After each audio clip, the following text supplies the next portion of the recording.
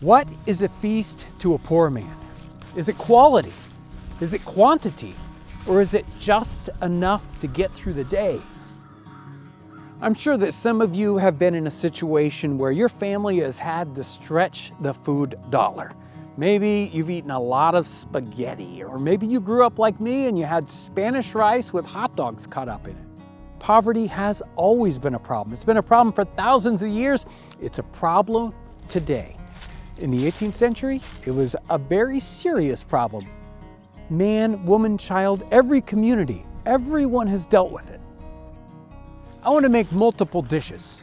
In my mind, I'm picturing a poor family, and they need protein, and they need carbohydrates, they need sugars, they need a full experience and a full belly.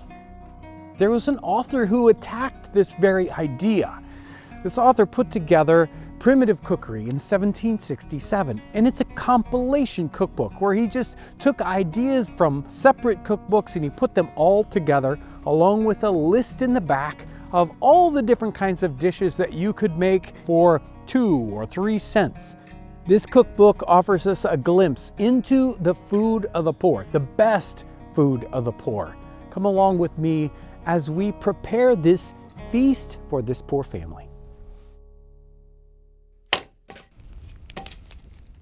Before we get to a poor man's feast, let's talk about what a poor man is eating day in, day out. Sometimes it's just bread and water. Primitive Cookery starts off with things like oatmeal, bread and butter, and a glass of water, bread and cheese. We have water gruel, we have boiled eggs.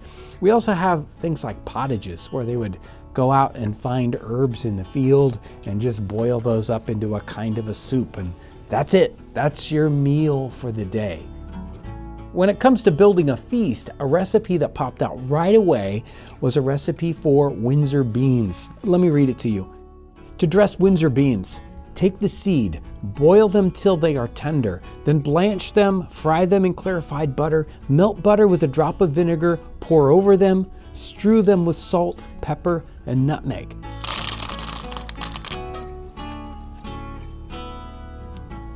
This recipe is from Hannah Glass's cookbook, probably the most common English cookbook of the 18th century, very, very popular. And he just pulled this recipe right out.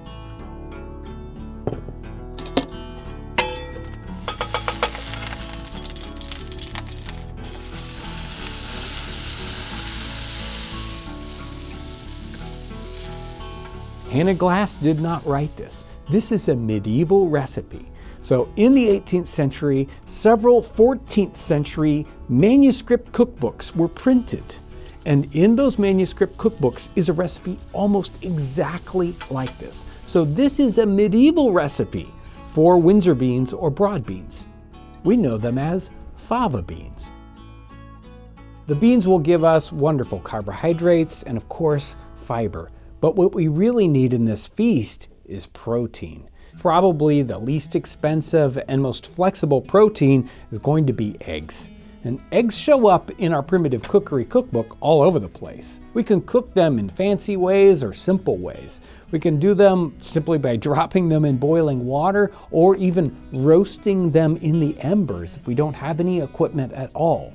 We're going to do a simple fried egg. I love eggs cooked that way, and I think they would have too. Where does our poor family get the ingredients for their feast? They don't have a supermarket like we do, but they do have the market. They'll go to the market at the end of the day when the vendors are selling out the last little bit they have that they don't want to take home, that they can get inexpensively or maybe even for free. It's likely that they're begging at times and they're getting handouts either from the church or just people around town. And there are circumstances where they would go out into the fields and glean or forage for whatever they could.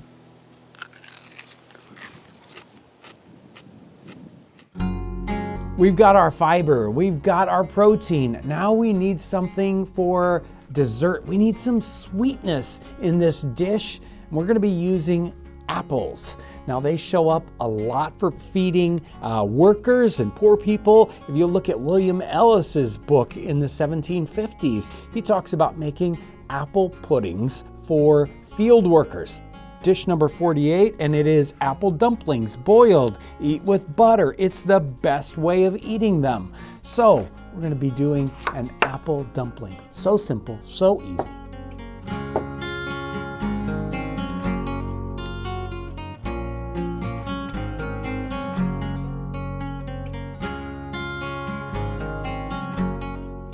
As I keep thinking more and more about this poor man's feast, an image pops into my mind, and that's Charles Dickens' A Christmas Carol, when the spirit of Ebenezer Scrooge watches the feast of the Cratchit family. And they're a very poor family. They're scratching together whatever they can get to fill the plates for that feast.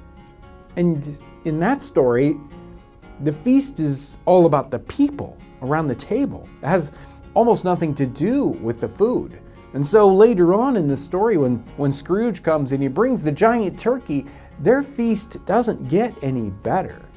It was already as good as it was ever going to get.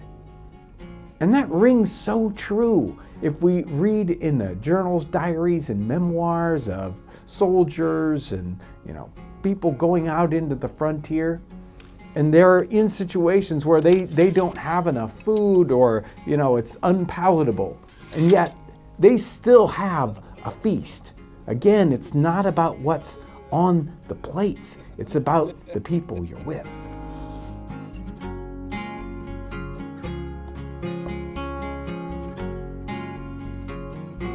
As I fill this plate with food for this poor man's feast, I'm looking for a win for this family. I want this to be nutritious. I want this to fill the belly.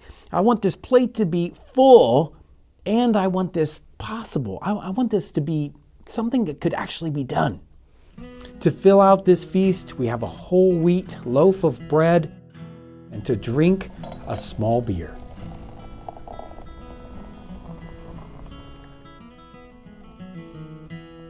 After a hard day's work, even this cheap ale would be very, very refreshing.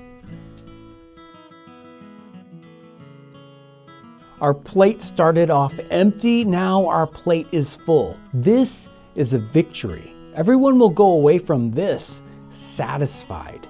This is a doable, a possible meal for a poor person in the 18th century.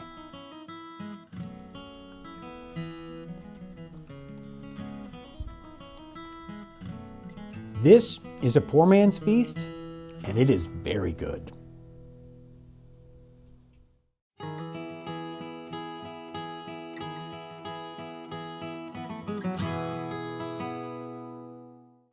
Imagine you're a young man, and you have your whole life ahead of you.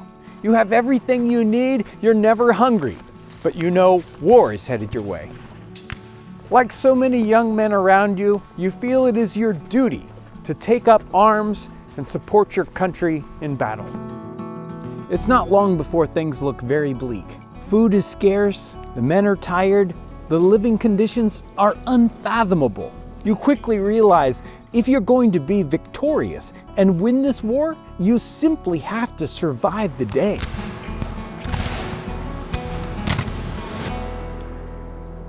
Have you ever made a decision that you knew was the right thing to do, but it was going to cause you a lot of pain, a lot of sacrifice?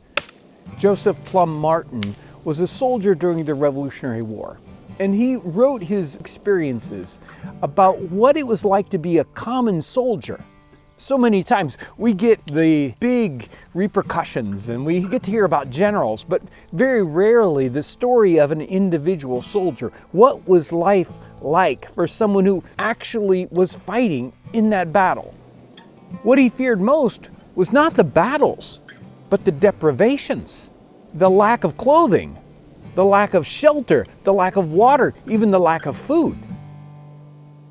We marched from thence and crossed the Delaware again between Burlington and Bristol. Here we procured a day's rations of southern salt pork, 3/4 of a pound, and a pound of sea bread. We marched a little distance and stopped to refresh ourselves. We kindled some fires in the road, and some broiled their meat. As for myself, I ate mine raw. We did not pitch our tents, and about midnight it began to rain very hard, which soon put out all our fires, and we had to lie and weather it out. Even after suffering hunger and freezing conditions, after 6 months his term of service was over and he went home. He enjoyed all the luxuries of home, and yet, when it was time and the war was continuing, he signed back up, knowing he was going to suffer all those for the rest of the war. There were but 3 of our men present. We had our cooking utensils, at that time the most useless things in the army, to carry in our hands. They were made of cast iron and consequently heavy. I was so beat out before morning with hunger and fatigue that I could hardly move 1 foot before another. I told my messmates that I could not carry our kettle any further. They said they would not carry it any further. And of what use was it? They had nothing to cook and did not want anything to cook with. At the beginning of the war, the soldiers were told that their rations every day would be a pound of meat and a pound of bread. But as we dig into the narrative, we find that he very rarely gets supplied a pound of meat and a pound of bread. In fact, he complains that even when they got a so-called pound of meat, it was usually 3/4 of a pound of meat, and that was half bones.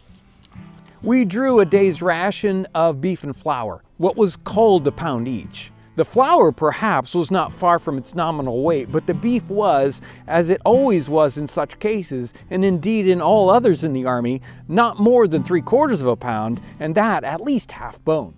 And how was it cooked? Why, as it usually was when we had no cooking utensils with us. That is, the flour was laid upon a flat rock and mixed up with cold water and then daubed onto a flat stone and scorched on one side, while the beef was broiled on a stick in the fire. So what does he do when he doesn't get that ration? And he so often does not get that ration. Many times he's just going hungry for days at a time. He talks about 24 hours, 48 hours, 3 days without food. And they scrounge up whatever they can. Sometimes it is disgusting. And other times it's something in the field, turnips, carrots, or potatoes. After one long march, when they expected to go into battle but nothing happened, they didn't have anything to eat, he went off into the woods and he found a few walnuts, cracked them open, and ate the meats. That's all he had, but he was happy. That day he did win. There were times when it got to be too much, when there was so little food that the men could not stand it any longer and there was a mutiny. They would not obey. And it took a lot of effort by the officers to bring them back under control. They wanted to offer them food, but there was still none to offer at that time. As we go from page to page in the narrative, it can be kind of a misery because every day is such a struggle for him. And yet sometimes miraculous things happen. He was taking a boat from one shore to another. They were taking equipment across, and to their amazement, this huge fish jumps into the boat. They're taken aback. Things like that just don't happen. They truly had a victory that day. Today in this camp, it's a good day. We've got a little bit of bony meat, we've got a carrot, and we've got some ship's biscuits. We're gonna make a simple stew.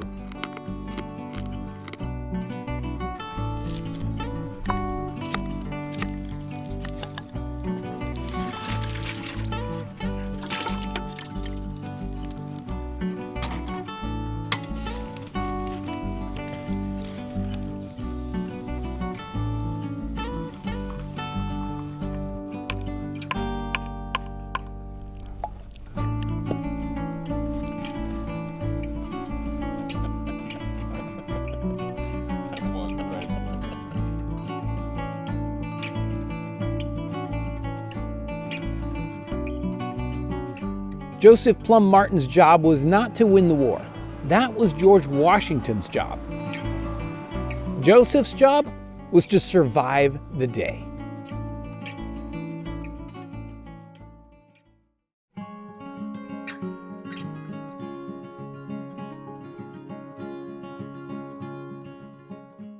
Some days I just want to get away. Life is too complicated. I want to get in my wooden sailboat and sail away. That idea is nothing new. Hundreds of thousands of men in the 18th and early 19th century did exactly that same thing. And while they were able to get away from it all, they found themselves doing a job that was harder than imaginable. Every day I study the 18th and early 19th century. It's my job and I love it.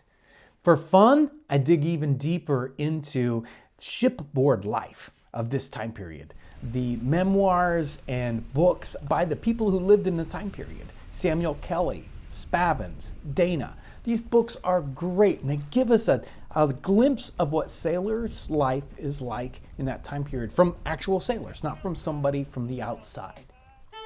If I really want to have fun, and what I do for fun is read and listen to the Patrick O'Brian novels, the Master and Commander series with Aubrey and Matron. You may know the Master and Commander movie. I love it. This common sailor's life is fascinating. What always amazes me is the work that these common sailors have to do. It is probably the most difficult and dangerous job in this time period, and it was done by hundreds of thousands of men. They are working before the age of steam. They've got nothing to propel these ships but sails and ropes. And these ships are very fragile, and they're putting them into the most dangerous circumstances on the earth, dealing with horrible storms, rocks you can't see. It's just incredible that anybody survives at all. And they do this over and over and over again every day of their lives. Sometimes it's the most monotonous thing ever and nothing happens. And then 10 minutes later, they're fighting for their lives, literally. Sometimes after a storm or maybe a battle, or just before you're coming into a port, there are opportunities when the sailor has a chance to have a feast, to have a special meal. They may not have anything different than they've ever had with their typical rations, but they do have an opportunity to combine things they normally wouldn't to make a special meal, to make a feast. That's what we're doing today. So the first dish for our hardworking and hungry sailors is going to be a peas pudding. Now, they're eating peas pudding at least once a week, and sometimes every single day. But their peas pudding, this everyday peas pudding, is just these dried peas boiled in a bag. That's it. That's peas pudding, nothing special. Ours is going to be a little bit more special. We're going to take our peas, we're going to boil them for about a half hour or so. Then we're going to take them out of their bag. We're going to add some butter right into the middle of this clump and a bunch of salt and pepper. And then we're going to close that back up and boil it some more, another half hour or so. And it's going to make this wonderful infused flavor inside of this peas pudding, which is normally a very, very plain dish.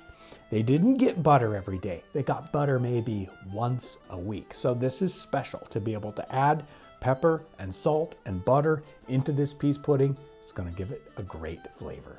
This dish goes by a couple of different names. Peas pudding, of course, or dog's body, which the sailors more likely would have used. In Samuel Kelly's memoir, as an 18th century sailor, he speaks of peas pudding. He says, "Our daily food from month to month was only beef and peas pudding for dinner and for supper."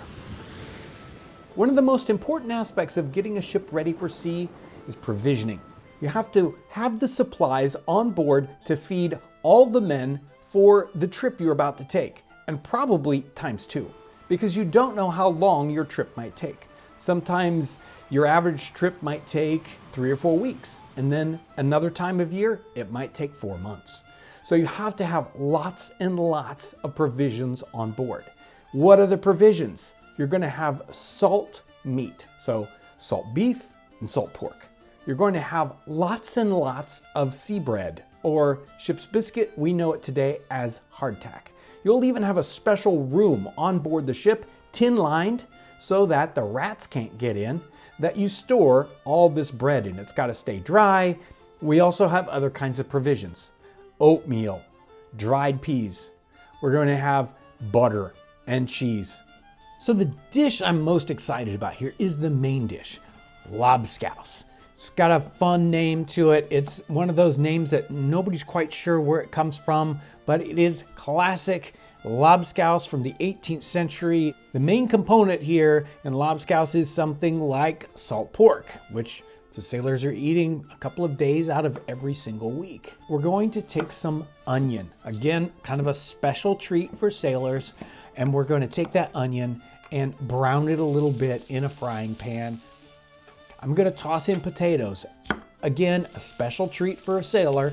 We're going to put in some diced up potato into these onions. Once it's cooked up, can go into our pot. A pot of water with some chopped up salt pork in it. If we're using salt pork, we want to start off with the water cold. If we were making our lobscouse with fresh pork, well, we'd put those pork pieces in with those onions and brown them. Toss them into the hot water already boiling. We're going to let those boil a half hour or so, maybe a little bit longer, and then comes the extra special part of lobscouse, and that is ship's biscuits. Ship's biscuits are the thing that sailors get each and every day. Almost a pound of ship's biscuits each and every day, and ship's biscuits are almost inedible in the state that you would get them. These are just flour and salt, a little bit of water. You knead them up into these hard little biscuit shapes, and they get baked at a very low temperature for a very long time. You're driving out all the moisture. They last a long time. They do go bad, and bugs and weevils find their way into them, but the sailor's going to eat them anyway. The ship's biscuit is going to thicken and add texture to our lobscouse. Right now it's just a soup, but this will go in and give it a real stew texture. The small parts just thicken it. The bigger parts will stay nice and chunky. They'll add to it. They'll make it seem like we have twice as much meat as what's really in here. We find lobscouse showing up in dictionaries and literary works in the 18th and 19th century. And we never find it in a cookbook. You're not going to find it there because sailors aren't writing down their recipes. But the dictionary reference here in the Dictionary of the Vulgar Tongue from 1788 gives us a quick snapshot. What is lobscouse? It says, a dish much eaten at sea, composed of salt beef, biscuit and onions, well peppered and stewed together.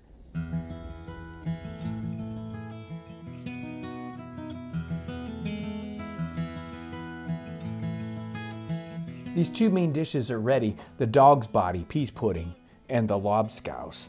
And let's give this just a little try. This is not something I eat every day, that's for sure. But you can tell this one's special with that buttery flavor and the salt and pepper infused in it. This is what I really want to make sure to test. This is the lobscouse. Oh, that's so good. This is going to be completely different than what a sailor gets each and every day. A different texture. It's got a different mixture of things all put together, cooked in a way that you don't get every day. This is really, really good. We've got our vegetables. We have our meat, our protein, but we need dessert. We need to set this off. So we're going to make the sailor's delight. They called it plum duff. It is a boiled pudding made with flour, sometimes with suet or with slush from the ship's galley, and the sweetness, raisins. They would have pounds and pounds of raisins just for this dish. There are truly some harrowing stories from this time period written by the sailors themselves. In Dana's 2 Years Before the Mast, he talks about coming around Cape Horn and just how incredibly difficult it was, having to run up on deck in the middle of the night. You don't know exactly when. You haven't slept more than 4 hours no matter what. The decks are icy. You have to climb icy rope ladders 100 feet above the deck and bring in a sail that's as hard as a board because it's frozen solid. Again, without a single light to see by in the middle of the night. And then you have to come down on deck. And is there anything to eat? Well, if the weather's been really bad, you can't light the galley fires. So there's no warm food. I can't even imagine it.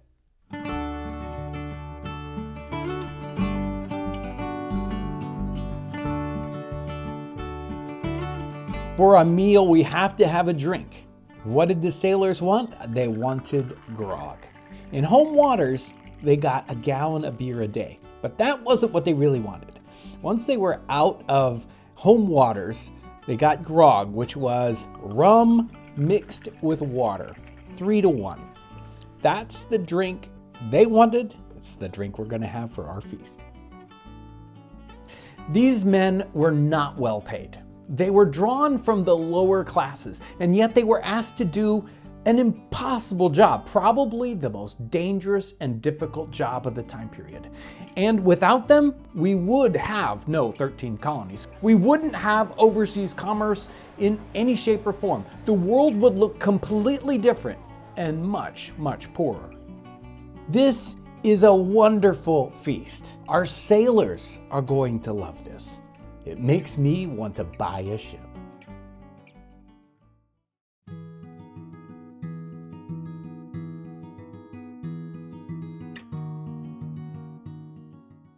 What is a feast to a poor lieutenant?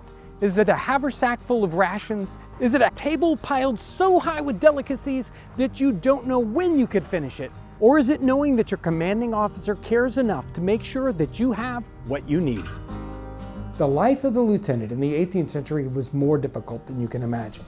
Getting the right kind of supplies and food was nearly impossible.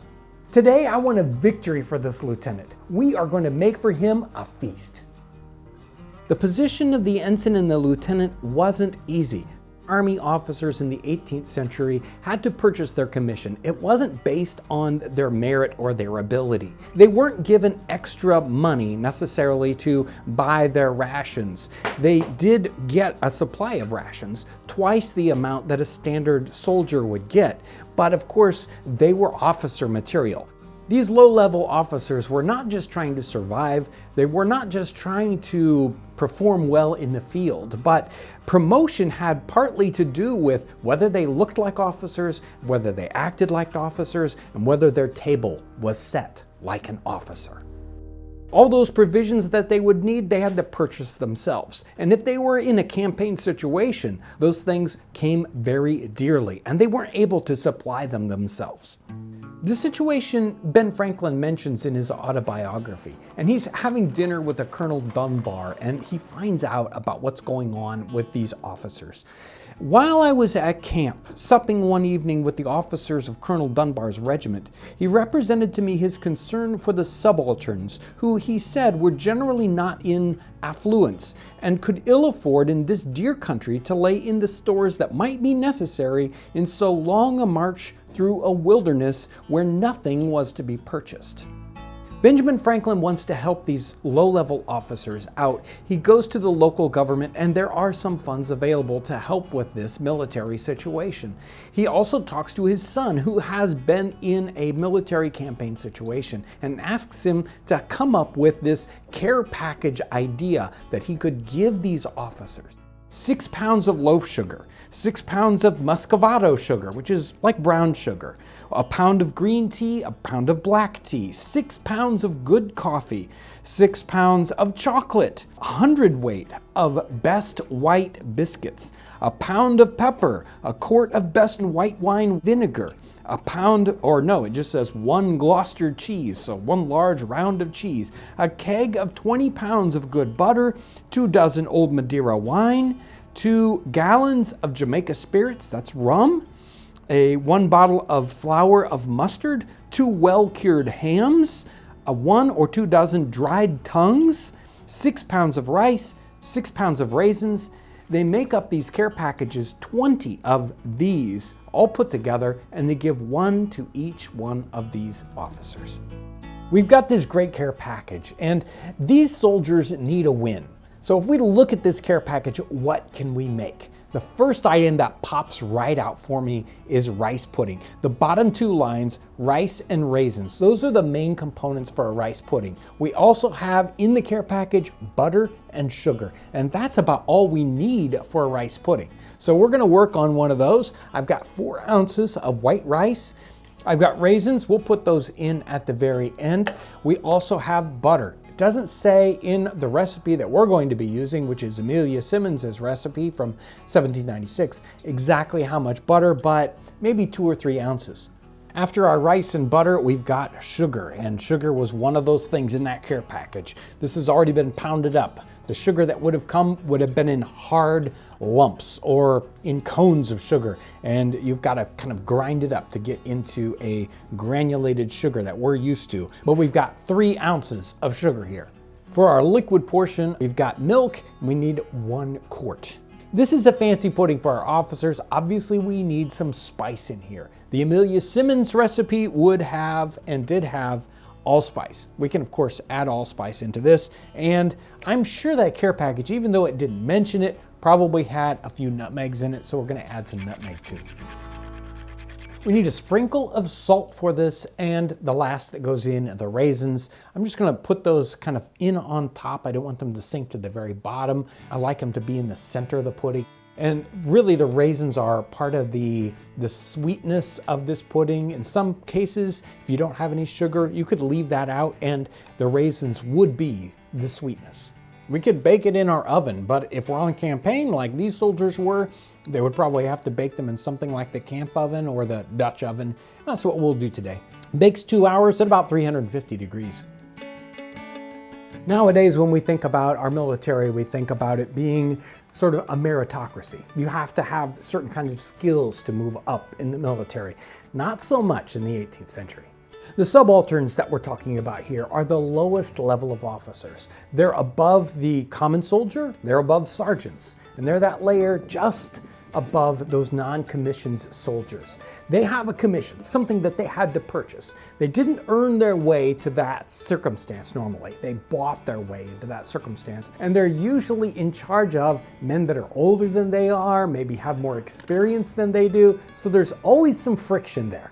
So the ensigns and the lieutenants that we're talking about here are below the captains, the majors, the colonels, the generals. And all of these men had to purchase their way into the service at that time.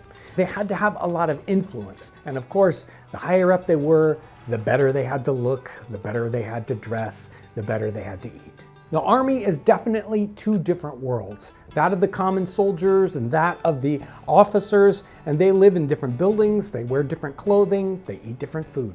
And even within this officer world, there are these divisions, and these poor lieutenants and ensigns, they're at the very bottom. This is certainly different than what's happening in the Navy in the 18th century. In the Navy in the 18th century, you're not going to buy a commission. You might still need to have some influence to become an officer, but it's not nearly like what's going on in the Army. Another great thing about the list that Benjamin Franklin has is that all these items are good for long periods of time. These soldiers were going into the wilderness. There were no stores along the way. So if you are doing a military campaign and you're going from town to town, you don't need these kind of provisions because you would get provisions as you went along. These soldiers weren't able to do that, so we have things like the dried cured ham. We have cured tongue. We have cheese. Even the butter is in kegs and salted so that it will last a long time. And the other great feature here is that many of these things we can eat as they are. They don't need to be prepared in any way. A lot of times on a military campaign, you don't have time to stop to make food, or you're not in a situation where you can do that. And if you have provisions that you can just basically slice off and eat, then that's what you want. So ship's biscuits, whether you have cheese, the ham, it's all just ready to go. We talked about ship's biscuit in the past, and you know, it's not very appetizing. It's hard as a rock, but if you soak it in something like Madeira for a few minutes, well, it becomes quite edible.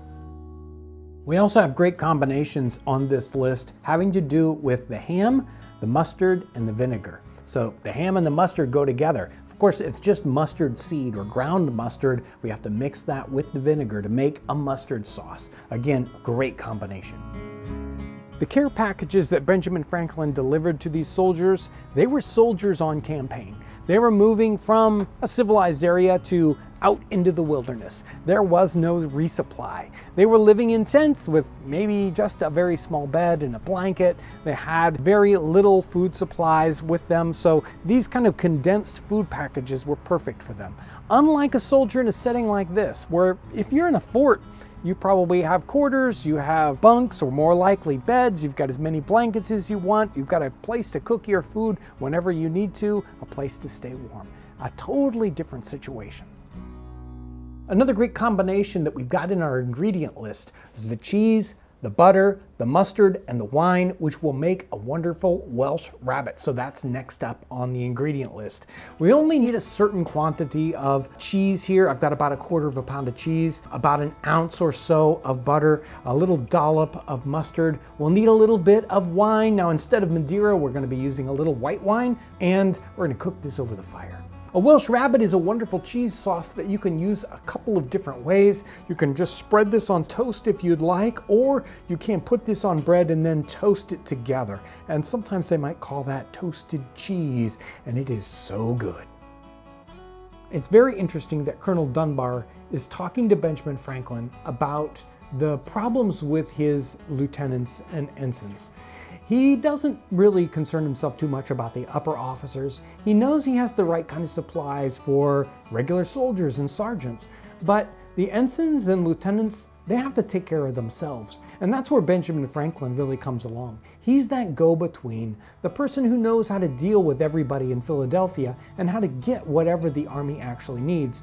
And the situation happened slightly earlier with Braddock. Braddock needed all these wagons to go into the wilderness, and it was Benjamin Franklin who found him the wagons. And in this case, it was Benjamin Franklin who found the right kind of supplies to give these poor lieutenants so that they would be able to have the food they needed. This is the Poor Lieutenant's Feast, and it is very good.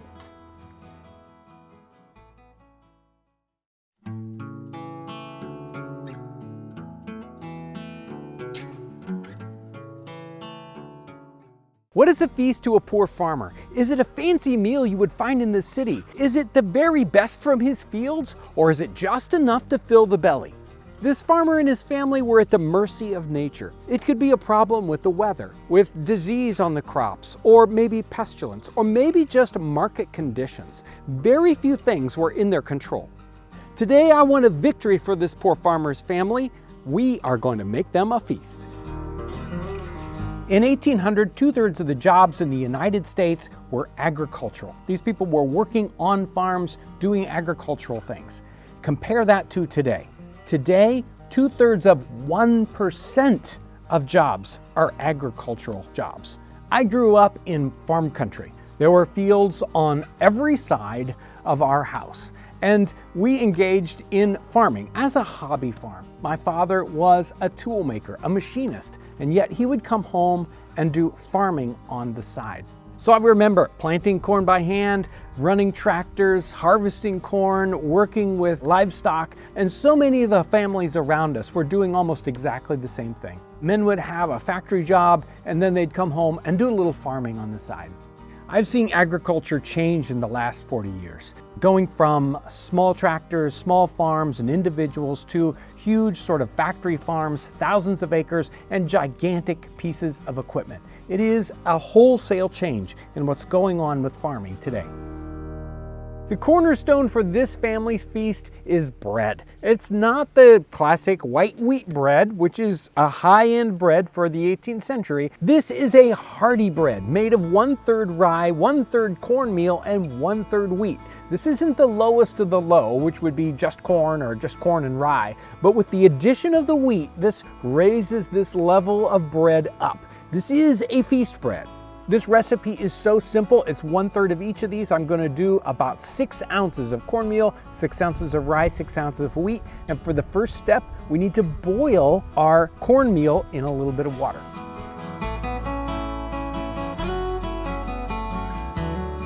Farming and farm products are the foundation of the economy in the 18th century. That's where money's coming from. This is how people survive. Not only does the farmer have to understand the crops, the soil, the weather, he also has to be an engineer. He has to be the fix-it man. Whatever happens, he's got to be ready for it so that he can bring those crops in.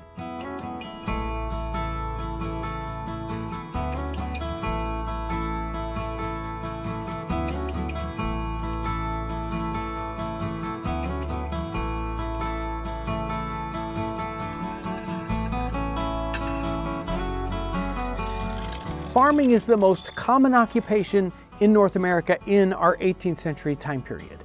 The farmer is feeding not only all the colonies, they are exporting food to the rest of the world too. They're helping feed the world even in the 18th century.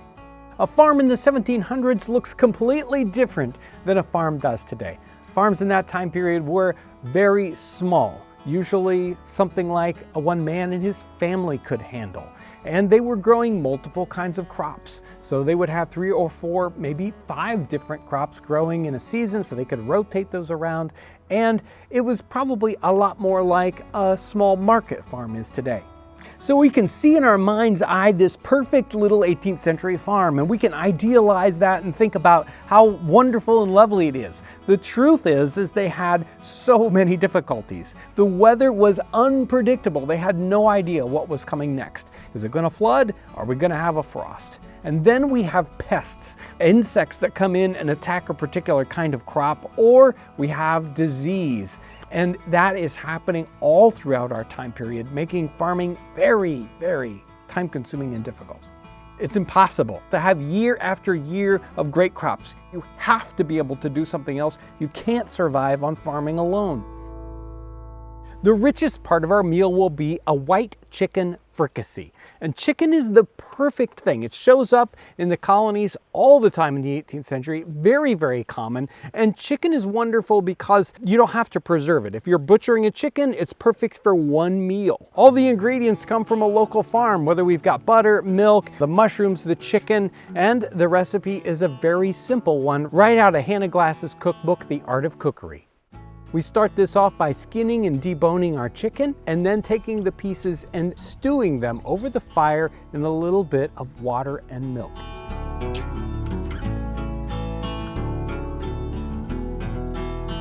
Once they're tender, we're going to remove those and create the sauce with a little bit of butter and cream and mushrooms.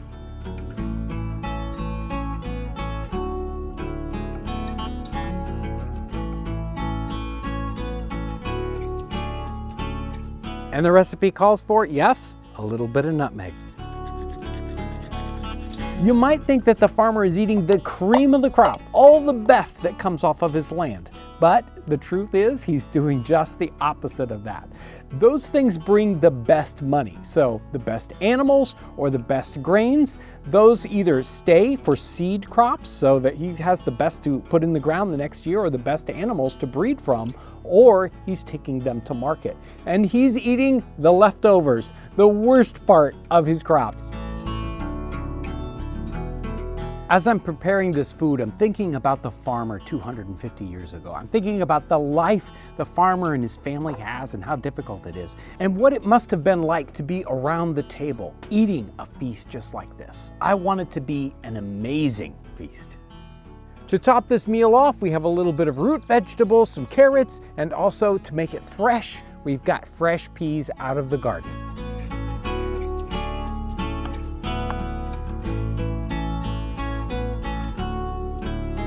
On a small farm, dairy is one of the main agricultural products, but milk goes bad very, very quickly, and so you need a way to preserve that. We've got 2 main ways. We've got cheese and we've got butter. And today we're going to make butter in the very simplest method possible. We don't have a butter churn. All we have here is a little crock with a lid on it. We're going to pour cream into that and then shake it until we get butter. It's that simple.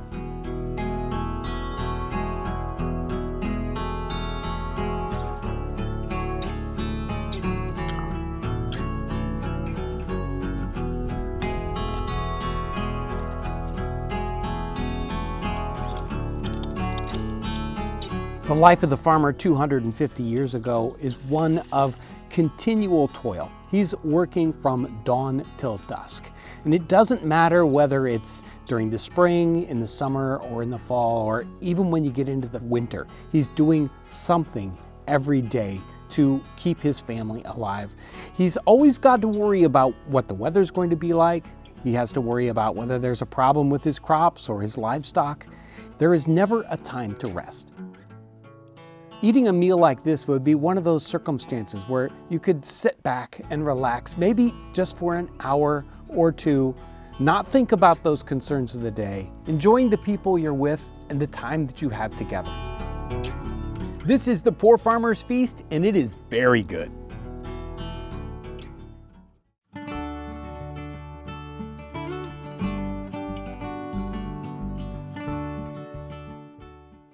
Bread is important to all Western cultures, but it was extremely important 200 and 300 years ago, specifically to the poor. Bread is what poor people survived upon, whether they were in the country or in the city. There are several times in the 18th century there are crop failures, and the wheat is so very, very expensive that bread doubles and triples in price. That becomes almost impossible for poor people to have their mainstay of food. So if bread doubles or triples in price and the poor survive on bread, what do? What do they use as that substitute for wheat bread? This really isn't a problem for the rich or the middle class. They will always be able to get wheat. Maybe it'll be expensive imported wheat, but wheat is available. They can afford it.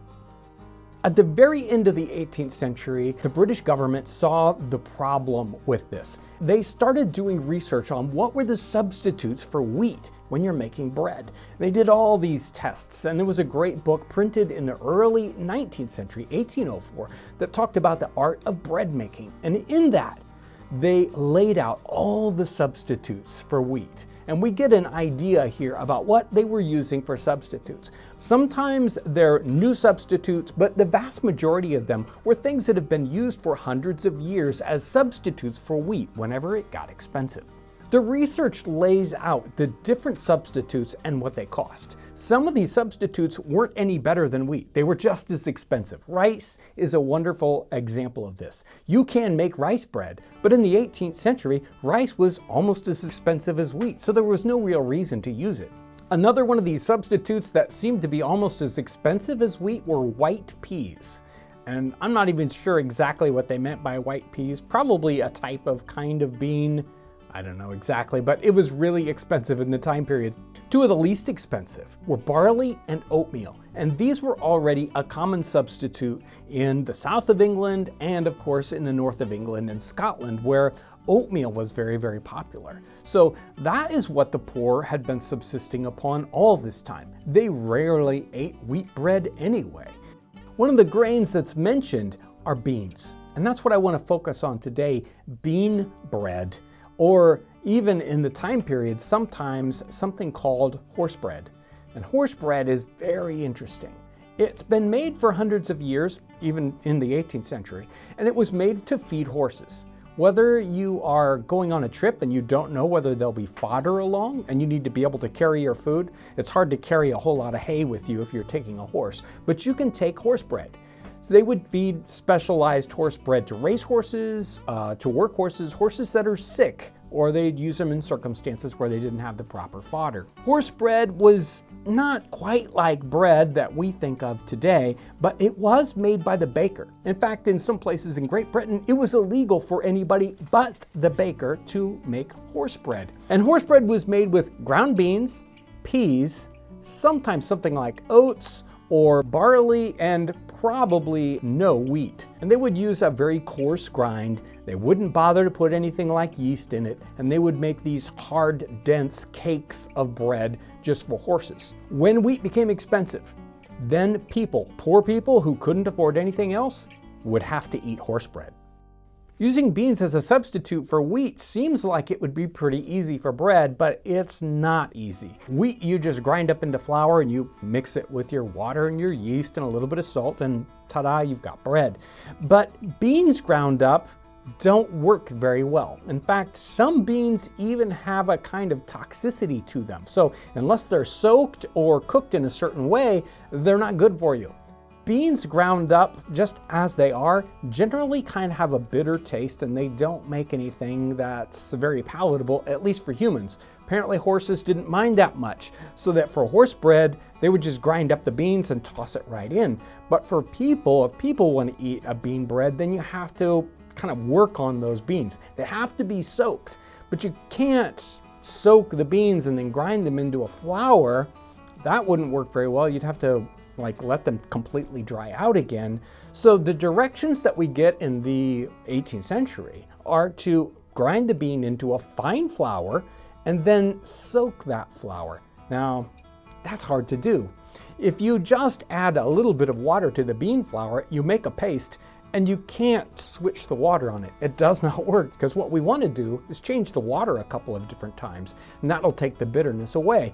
Now, they were very familiar with this kind of a technique. They would use it on things like salt beef and salt pork to wash away the salt. So soaking bean flour can be tricky. We have to have a lot of water, and we just stir it a little bit and let that settle very rapidly, and then pour that off once or twice. The directions in our book in 1804 talk about putting our beans to soak for 3 days, changing the water each day. And then you have this sodden bean flour that you can put into your flour mix and make a bread that's 50-50, bean flour and wheat flour.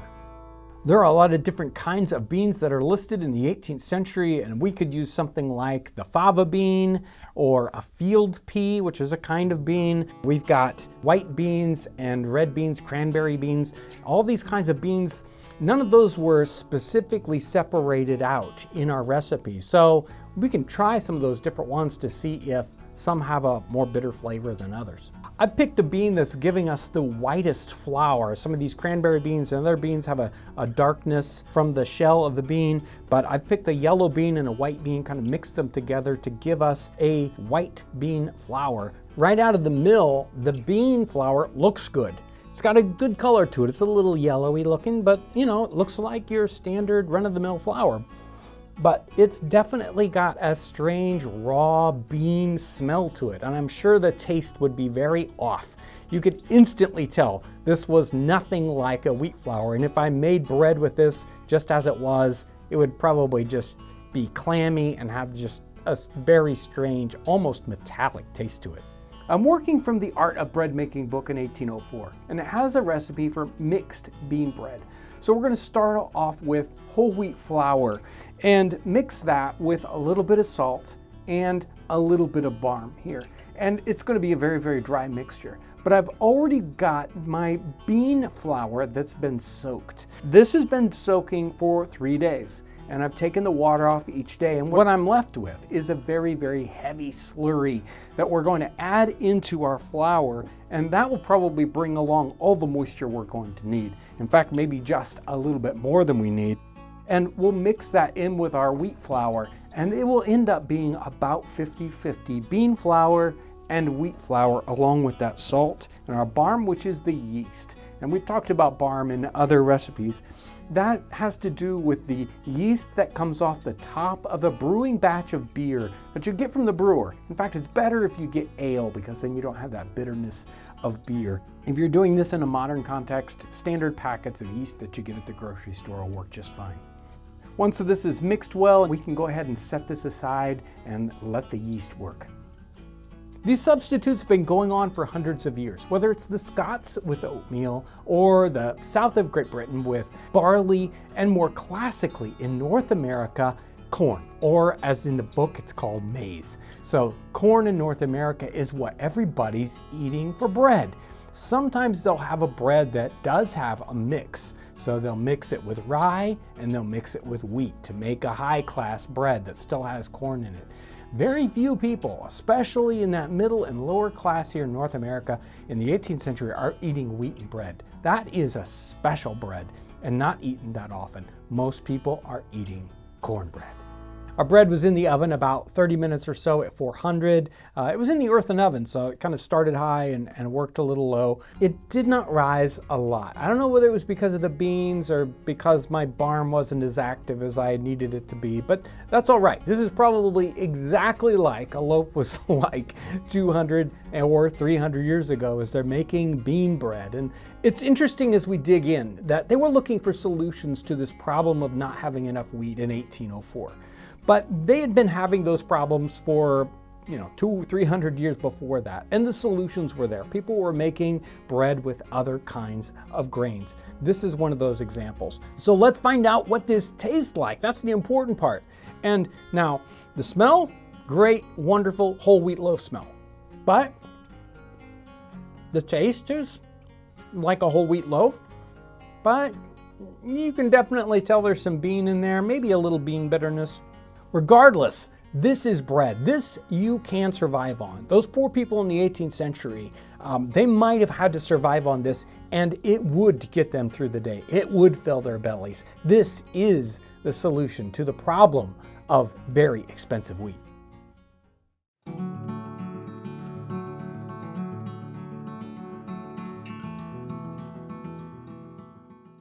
What is a feast to a frontiersman? Is it as much buffalo as you can eat in a day? Is it the amount of supplies that you can carry on your back from the start? Or is it a fresh caught catfish from a stream?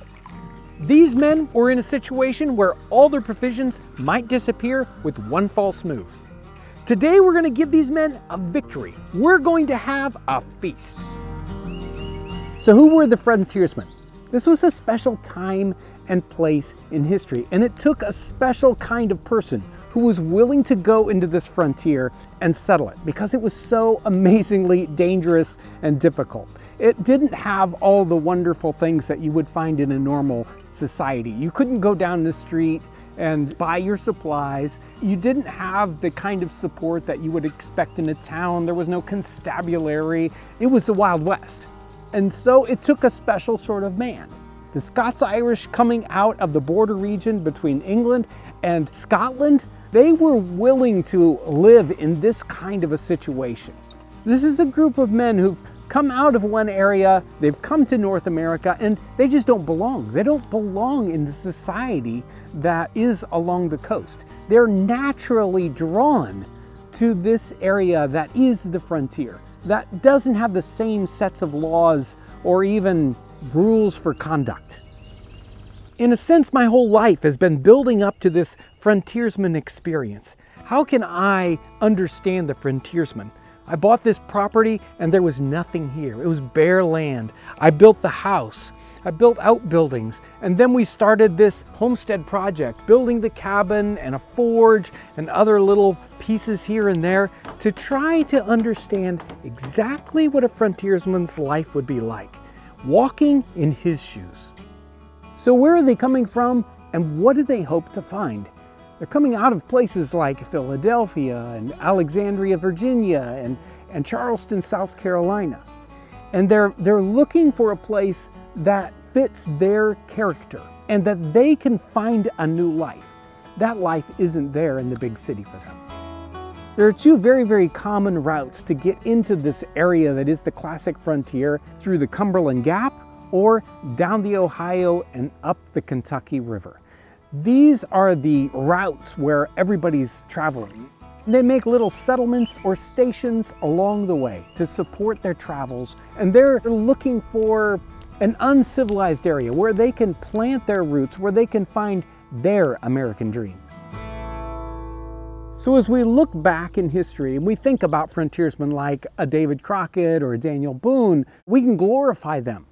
But they weren't glorified in the 18th century. Those civilized places along the East Coast, they didn't want to have anything to do with them. There's another misconception that these are rugged individuals going alone with nobody else with them. And in reality, they went in groups, teams of men, half a dozen, 2 dozen at a time, even family groups setting up. This wasn't a lone occupation. They were together. Today when we travel, it couldn't be easier.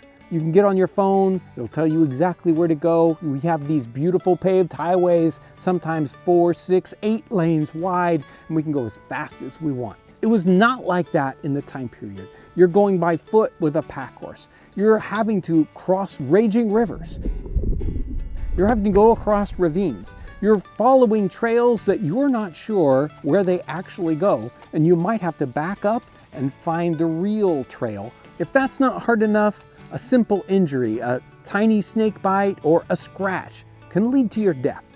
Colonel James Smith and Nicholas Creswell both were injured as they were traveling.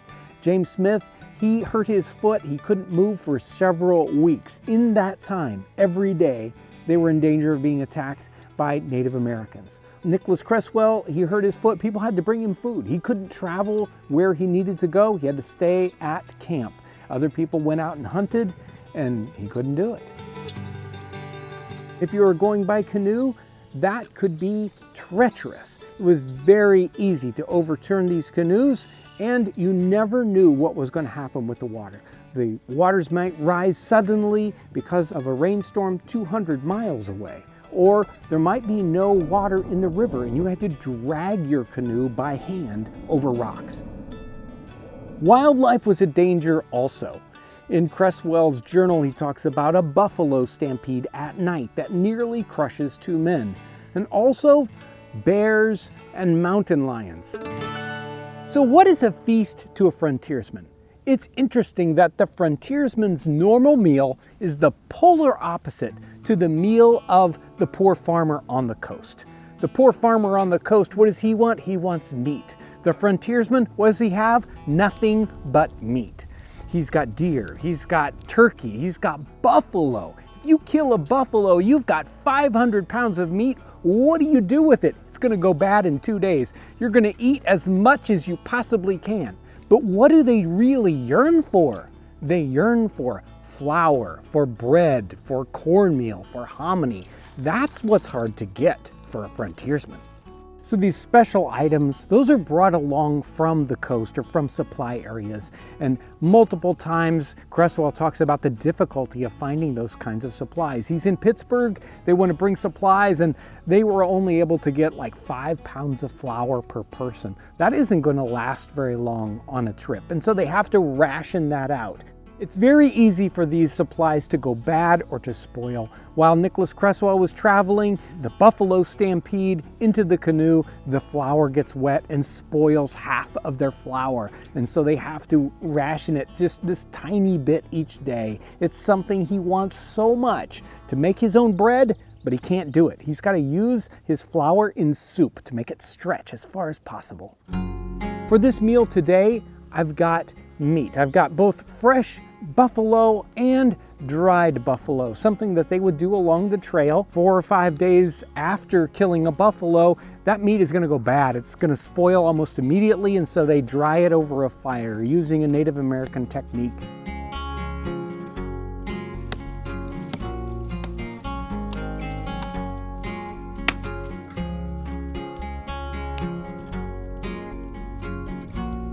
I've also got a little bit of flour, just a little bit left over from our rations. I've got a little bit of cornmeal and also some hominy. So we're gonna make a hominy stew with a little bit of dried beef, with some of the hominy, and just a touch of flour to thicken it up.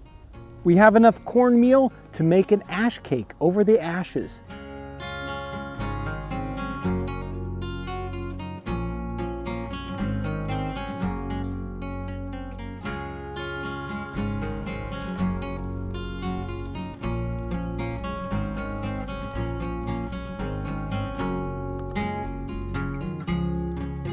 Life for the frontiersman was seemingly impossible. He had very few supplies, he was in a very dangerous situation, he had almost no support. But a meal like this at the end of the day would be a luxury. It would be everything he wanted, as much as he wanted, and if he had some of those special things that he yearned, he would think it was the best. This is the Poor Frontiersman's Feast, and it is very good.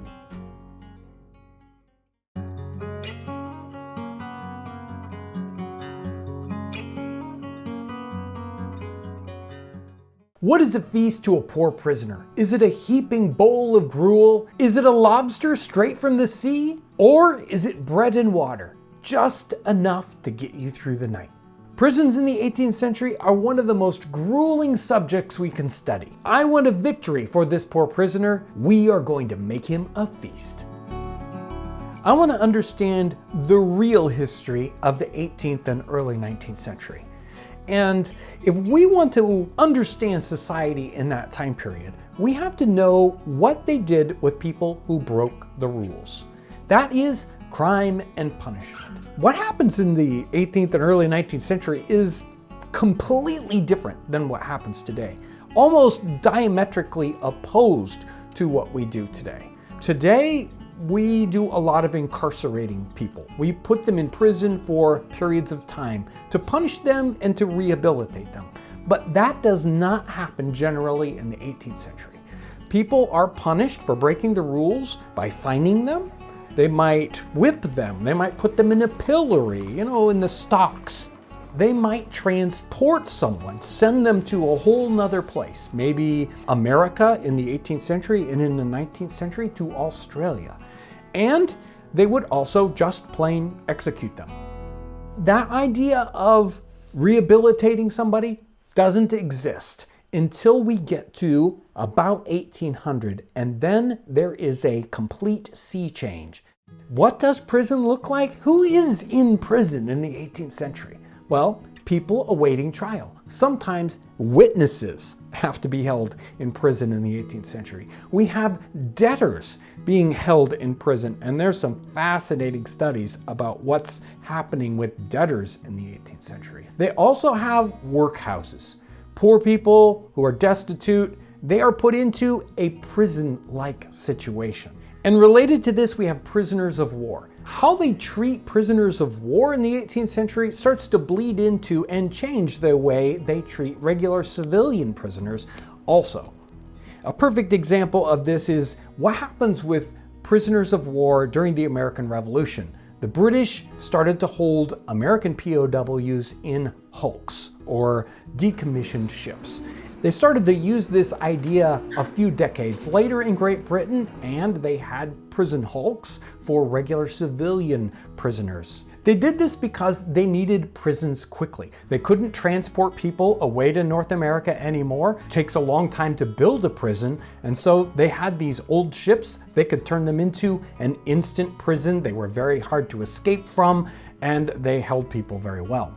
There are two main drivers of this change from how we're punishing prisoners in this late 18th century time period. And one of those is really kind of driven by Quakers, especially in Pennsylvania.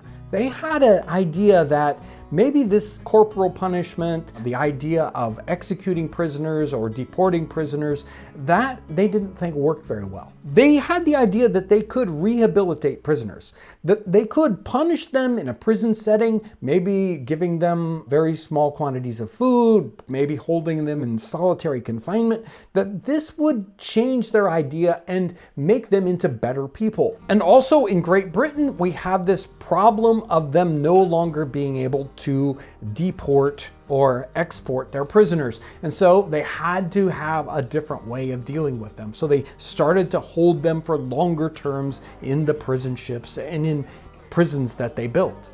But how are these prisoners treated? How are they fed? That's what we're looking for here. What are prisoners eating? That can be very, very different in so many different settings.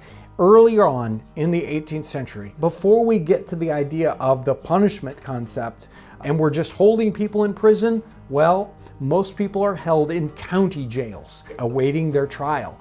And if that's happening, then they're fed with basically whatever they can afford. Most people come in with a little bit of money, and the jailers are feeding them, saying, well, we're not going to give you a ration. You're going to have to pay for your own food. So if you were rich in prison, you could eat as much as you want. And if you were poor, you might not have anything. Maybe a little bit of charity would come in, and they would feed prisoners who didn't have any way of feeding themselves. It is very ad hoc. It's very, very changeable in that early 18th century context. As we move on and we're going to put people in prison as a punishment, then food starts to change a lot. And people can't buy themselves anything they want. The rules change and they say, no, you have to deal with just the prison ration that you're given. Sometimes there's some flexibility there. There's certain prisons where each prisoner is given a ration of bread, maybe even something like hardtack, and then 1 penny a day. And they can spend that penny on, well, whatever meat or other kind of food that they want for that particular day. And in some prisons, they had a sutler, a single person who was in charge of that kind of meat or other kinds of foodstuffs. And that was very highly regulated so that the prisoners weren't cheated. They created this system because earlier on in the 18th century, jailers were known to steal whatever they could from the people under their care. They were in charge of their food, and so they could charge as high a price as they like. Food is part of the punishment. At times, nothing but bread and water. That is the ration, and probably not that much bread. In fact, there is a study that was done. They were experimenting on the prisoners in Great Britain in the 1820s, and they said, these prisoners are getting too much food. Let's keep lowering and lowering the ration until we see what they can survive upon. And it was a couple of years into that experiment, and they had to call it off. Too many people were dying, and I guess they decided that maybe that wasn't a humane thing to do.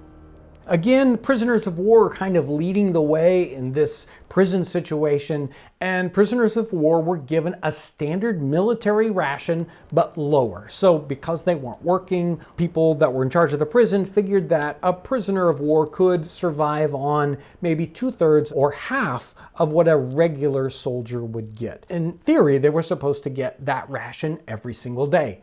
Now, the reality is I don't think anybody ever got what the rules said they were going to get. Here are the rations set down by the state of Pennsylvania.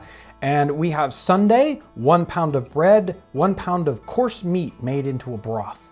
Monday, 1 pound of bread, 1 quart of potatoes. Tuesday, 1 quart of Indian meal made into mush. And then Wednesday, we get the bread and the potatoes. Thursday, the cornmeal again into mush. Friday, we have bread and potatoes. Saturday, we have the Indian meal into mush. So just 1 day a week, you've got something with meat in it, and the rest of the time, it's just a simple bread and potatoes or cornmeal mush. We also have some documentation for New York in 1800. This is the food for 250 prisoners. For breakfast, a peck of rye, 6.5 quarts of molasses, 130 pounds of rye and Indian bread, and then the fuel for cooking it. They have that as part of their budget. For dinner or lunch, 17 ox hearts, 7 ox heads, 6 lamb plucks, that would be like the guts, 1 peck of potatoes, 3 pounds of Indian meal, some salt, a little bit of pepper, and then 110 pounds of bread, maybe that's soft bread or hard bread, and some herbs. So they'd probably make one big sort of stew out of that, again for about 250 people. And then for supper at night, 36 pounds of Indian meal for mush, a little bit of salt, 61 pounds of bread, a little bit of molasses. That's it. It is painful to read many of these prison accounts. The prisoners at times were held in community, basically all in one giant room. And they would be given their food ration, or they would be given charitable clothing, and they would gamble these things away. And then they would be left in the most destitute situations. If we take all that we've learned here today and put it all together, I think we can make a feast for our prisoner.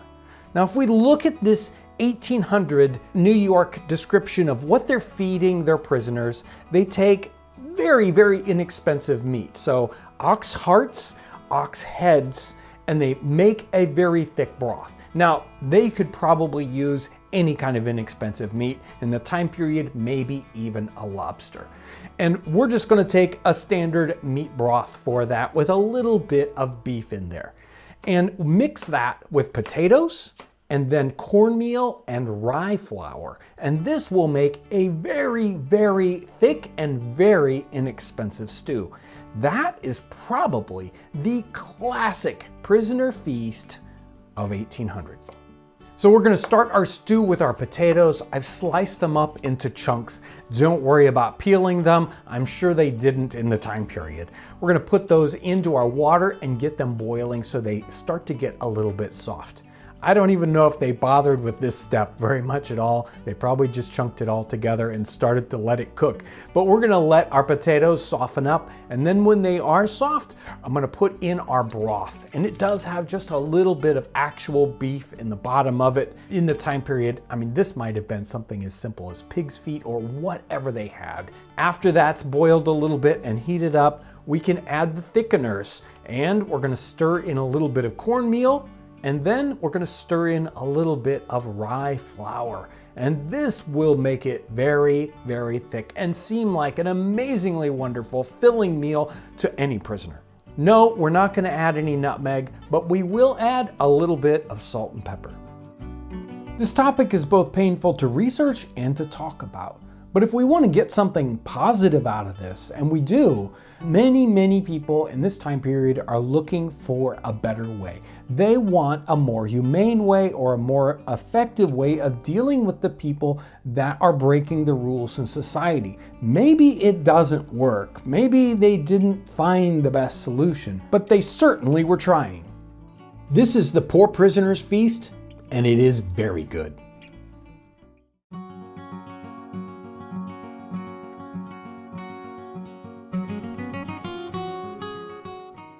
What is a feast to a poor hunter? Is it an entire buffalo? Is it a loaf of bread? Or is it a full belly and a successful hunt? One of the most difficult and dangerous jobs in the 18th century was that of the professional hunter. He had to endure an environment that was against him.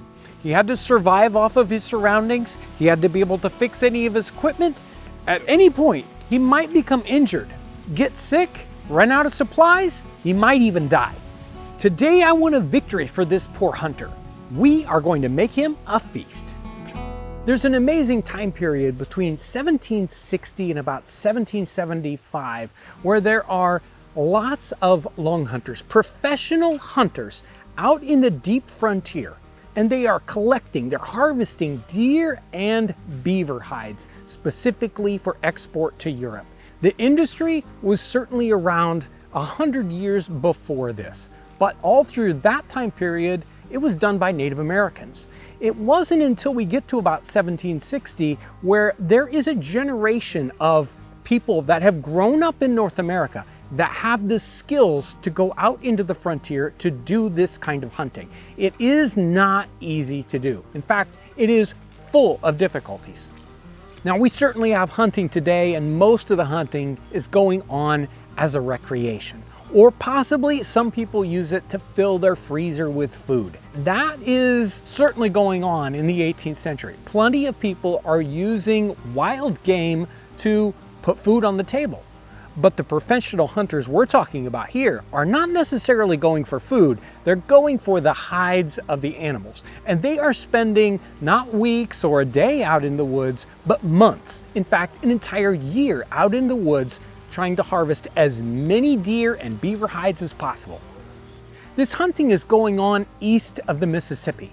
There are lots of different kinds of game in the woods. You could probably think of the king of the forest in that time period, even east of the Mississippi, was the buffalo, the bison. There are lots of bison, not as many as there would be west of the Mississippi, where there are giant herds, tens of thousands of buffalo. For the professional hunter, you might think this would be the most sought after animal, but it turns out that the hides were not very valuable. Buffalo can be very, very difficult to kill. You couldn't use the hides for sale. You might use the hides for other purposes. You might use them for creating coverings for your deer hide that you are selling, but you're not generally going out and hunting lots of buffalo unless you're starving. And of course, the frontier is filled with other kinds of wild game, bear and elk. Again, both very useful, but they aren't the cash crop. They're not the one you're really going after so that you can take something back from the frontier to the civilized areas and make a lot of money. We do have situations where people are processing bison, maybe even salting it and sending it to Fort Pitt. But if it's gonna go out east and it's meat, well, venison's probably much better.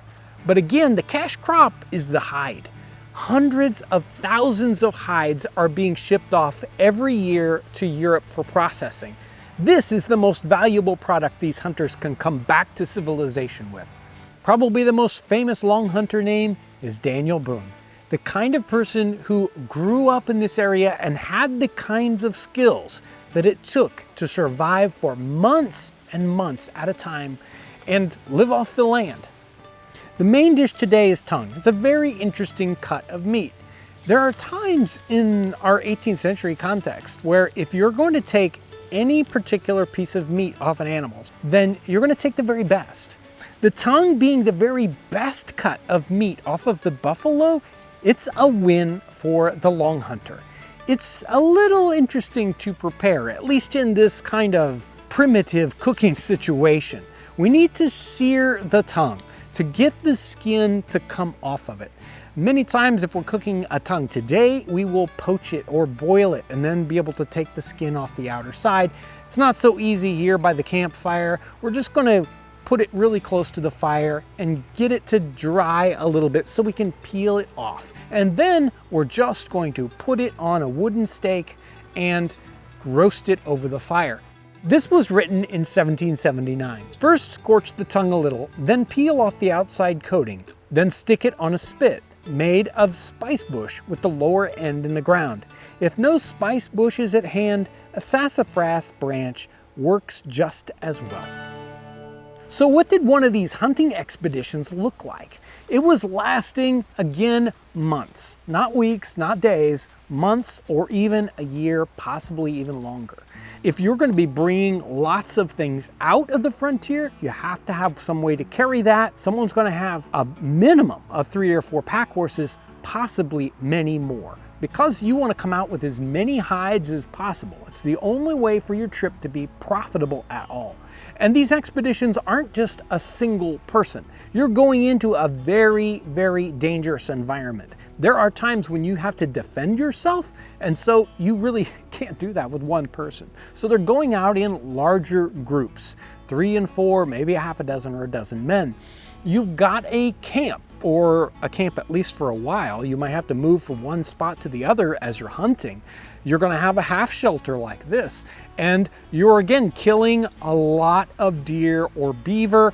Those animals have to be butchered, their skin has to be taken off, and then has to be processed. You can't just take a raw hide with you. You have to sort of half tan them so that you can pack them up and ship them out, and they have to last for months. You know, the ones you kill at the beginning have to last until you're ready to come out of the frontier.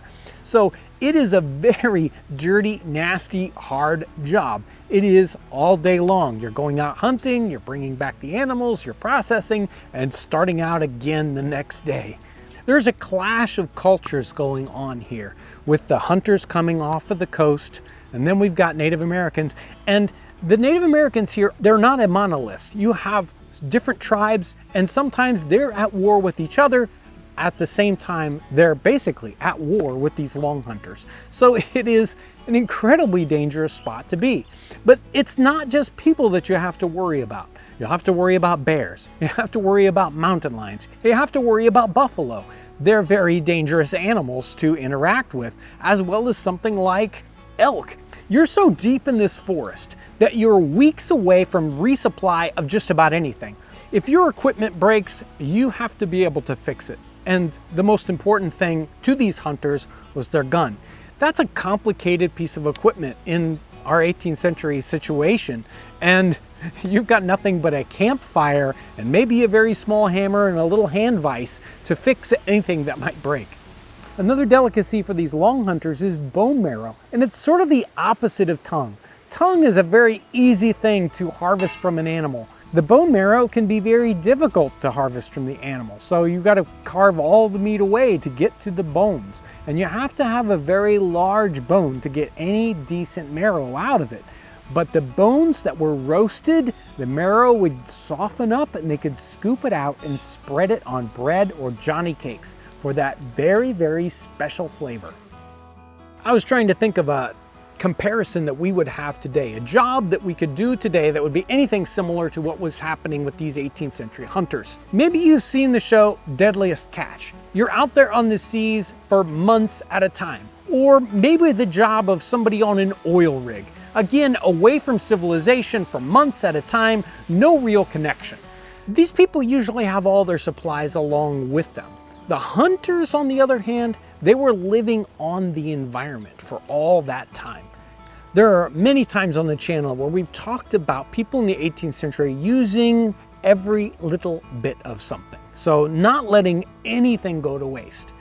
The hunters here are in a situation that many times is just the opposite. They are in a land of bounty. There are times when there is way more meat than anyone could possibly eat, and they'll just take little bits of an animal, the very, very best parts, and the rest they will just leave to rot. And yet, 3 or 4 days later, they're out of anything to eat and they are starving. This feast or famine situation is not with just these 18th century long hunters. It's happening with the Native Americans who are doing the same kind of hunting. When the hides are the cash crop, it doesn't matter whether they're Native Americans or these 18th century hunters, the meat part is not important, and so it just goes to waste. Johnny cakes would be another win for our long hunter. Ground corn, maize, that's something that they can bring along with them to the frontier. They might not want to use very much at a time because you can only bring so much. But that's that last little flavor of home that you can bring along with you. It's very easy to cook and it has that amazing flavor that you're missing once you're out on this frontier for months and months at a time. This would be a line of work for a very special kind of person. Somebody who was able to live off the land for months at a time. Someone who's able to hunt and harvest animals by the hundreds if need be. Someone who is able to fix their own equipment. Somebody who's able to fight off bears and mountain lions and buffalo. He was somebody who could handle the pressure of living in this kind of environment. This is the Poor Hunter's Feast, and it is very good.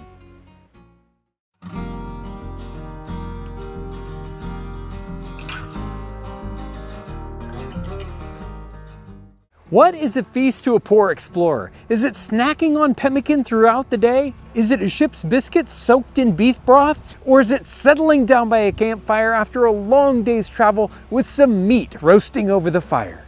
Explorers in the 18th and early 19th century have a tremendously difficult job.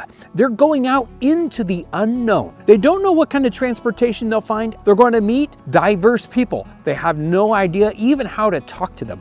And they don't know how they're going to feed themselves. Their travels will take them away from civilization for months at a time, possibly years. Today, I want a win for these poor explorers. We are going to make them a feast.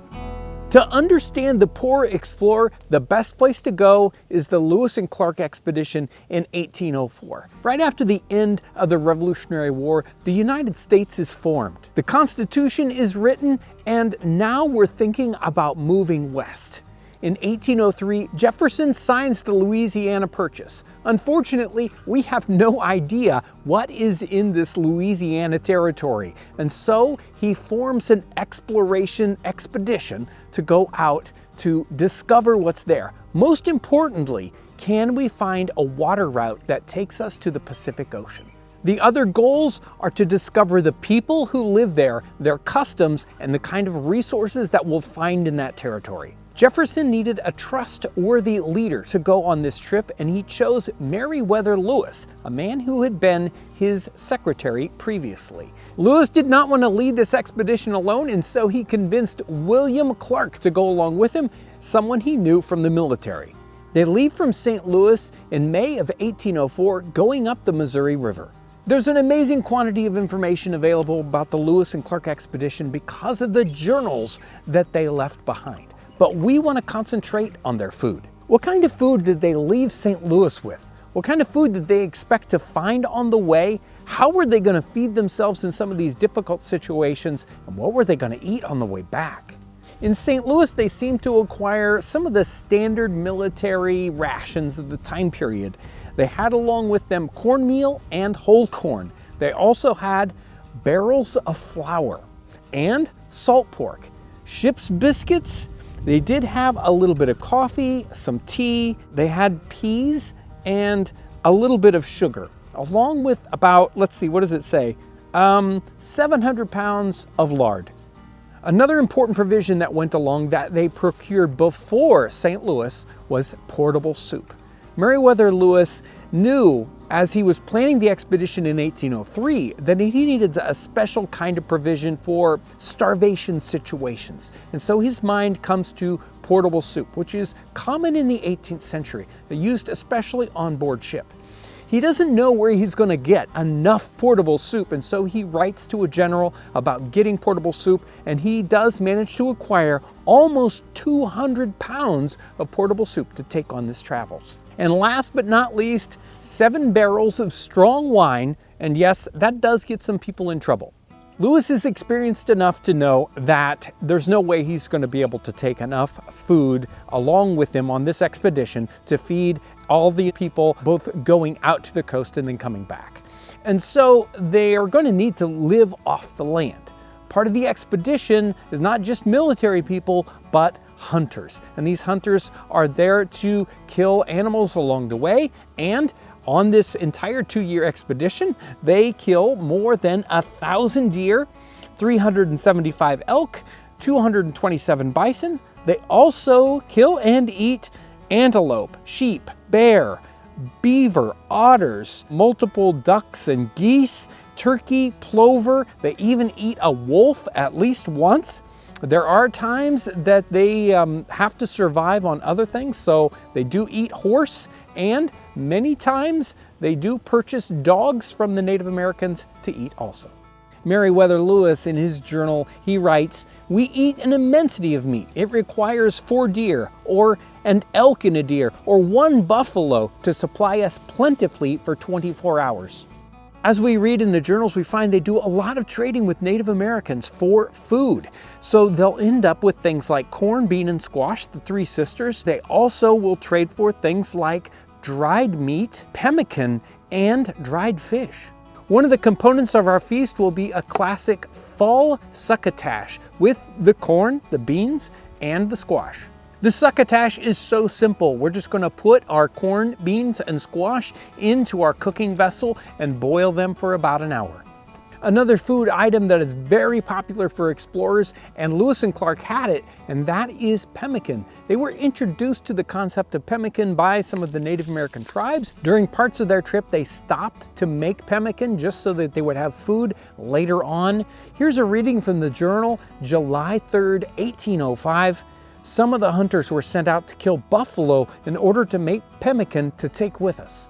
There were definitely times during the Lewis and Clark expedition when there was not very much food, and certainly a situation with George Shannon. Very, very early on in the expedition, George Shannon was sent off to find some lost horses, and he himself gets lost on his search for these horses. He is gone for 12 days, and he has his gun and his powder and everything along with him, but he shoots away all of his bullets, and he doesn't have anything to eat. He ends up making a substitute bullet out of a piece of stick, and he kills 1 rabbit. That's all he can kill on his trip. So he survives for 12 days on 1 rabbit and some wild grapes that he finds. In the journal it reads, his bullets he shot away, and he was without anything to eat for about 12 days except a few grapes. He shot a rabbit with sticks he cut and put in his gun. During the final week of June in 1805, the expedition is doing a lot of hard work. They have to portage their boats, and these are very heavy wooden boats for a very long distance. Someone even passes out with heat stroke. And at this point, Meriwether Lewis decides it's time to give these people a break. He wants to give them their equivalent of a feast. And so he himself takes time to cook a special dish.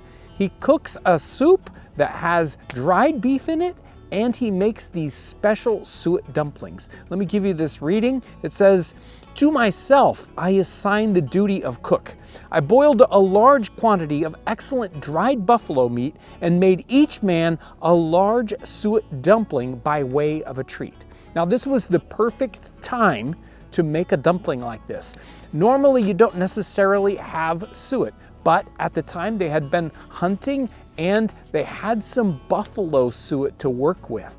Now this is kind of funny to think about. They've got as much meat as they ever want, but what is a special treat to them? Something that back home you would have each and every day. They're going to be using a small quantity of their very precious flour to make these dumplings. We're going to mix up our flour with chopped up suet. And we're going to make that into a fairly small but slightly firm pudding. Now, this is sort of like a Christmas pudding in the time period. They would have added raisins for a Christmas pudding. These are just going to be a small plain pudding, and they don't need to have a bag to boil them in. Because we're going to make them fairly small, you can just drop them right into the soup and they will cook along with the meat. On a long-term mission like this, it's very important to put supplies back. So there were times when Lewis and Clark would cache some supplies along the way so that when they came back, they'd be able to find supplies if they were running low. Earlier, I mentioned portable soup. They carried along 193 pounds of this, and it's made by taking multiple cuts of usually something like beef, something with a lot of bones in it, boiling it down for 12 hours, 24 hours, and then letting it dehydrate. And that wasn't easy to do in the 19th century. You just sort of have to let it dry out in a cool setting, and it will slowly turn into a hard rubbery mass. And with age, it gets harder and harder. This is over a 10-year-old batch of portable soup, so it's almost like a rock. But you add a little bit of this to warm water and it will reconstitute into a nice thick broth. This wasn't just a food source, or if it was a food source, it was almost considered medicinal. So this is something that you would feed sick people, and they did that very thing on the expedition. There was a time when they had to interact with a Native American chief who was sick, and they fed him portable soup.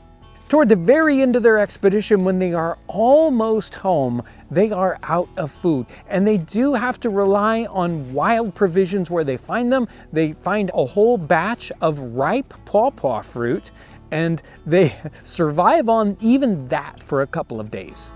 One of the most amazing things about this expedition is over this 2 years, they only lost one person, and that was fairly early on in the trip. What was likely a burst appendix really didn't have anything to do with the terrain or the difficulty of that particular trip. And it's quite likely that this survival rate was due to the planning that Meriwether Lewis did and the adaptability of the people on this expedition. They had to change what they were eating along the way. They had to change the way they were traveling. They had to work with the Native Americans. This was really an amazing feat. In some ways, this expedition was incredibly successful. They did this exploration and they came back with a lot of information. They had many different interactions with Native Americans. They all seemed to be fairly good interactions and a lot of good relationships made that way. They made scientific discoveries about what kind of animals and plants were there. They learned about the terrain. They came back, they survived this trip. So for all those successes, they failed in their main goal, and that was to find this waterway from the Mississippi all the way out to the Pacific Ocean. And because that main part failed, really for years, this expedition was basically forgotten. Even Jefferson, who commissioned it, really didn't talk about the expedition once they came home. And it wasn't really important to Americans until we get to the 1960s. So it really has only been the last 50 or 60 years that people have cared about what happened with Lewis and Clark. On a completely personal level, as someone who researches history, you couldn't have a better situation. The journals are very, very detailed from day to day, and we know exactly what these people were doing, the hardships, the kinds of things they had to eat and drink. All this helps us understand the day-to-day life of a person in the very, very early part of the 19th century, and especially in a difficult situation like this. This is the Poor Explorer's Feast, and it is very good.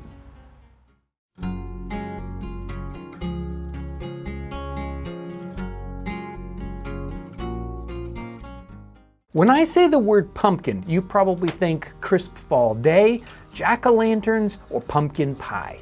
We have an extremely narrow view of what pumpkins are and what we can use them for. They're so important to 17th and 18th century North America for Native Americans and for the colonists that we really shouldn't forget them.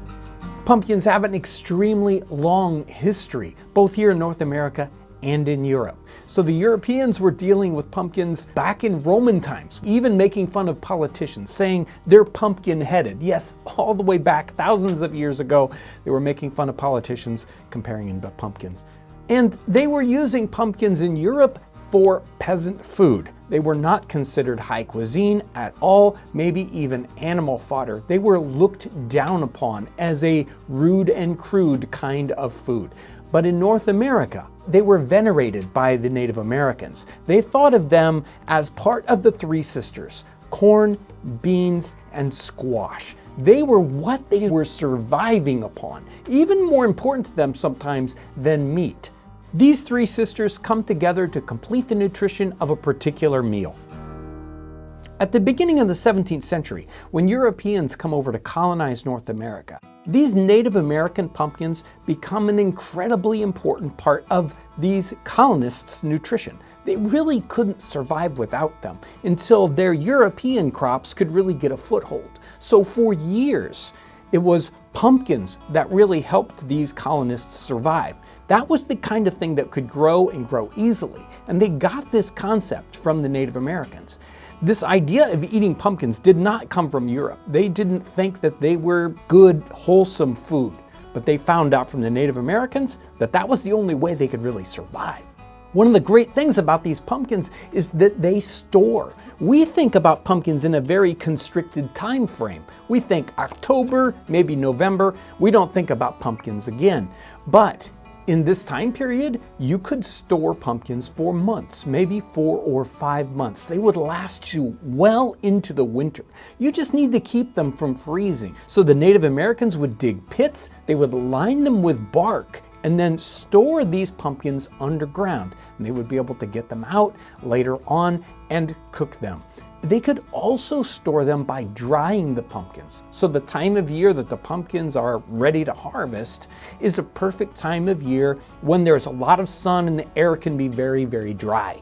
And so you slice up these pumpkins and you can spread them out in the sun or even spread them out on a rack over a fire, and you can dry them out and they can get very, very dry. Pumpkins are mostly water. You can pound it up almost into a powder.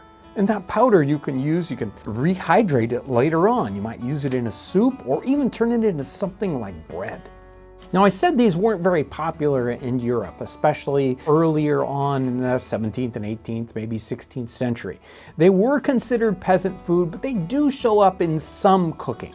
You will see them especially in French and Spanish cookery. They're using them in something like a pumpkin soup. So they stew these in water until they totally break down, smash them into a puree, and they make a nice, wonderful soup. And it's also likely you'll see them in early Spanish and Italian cookery.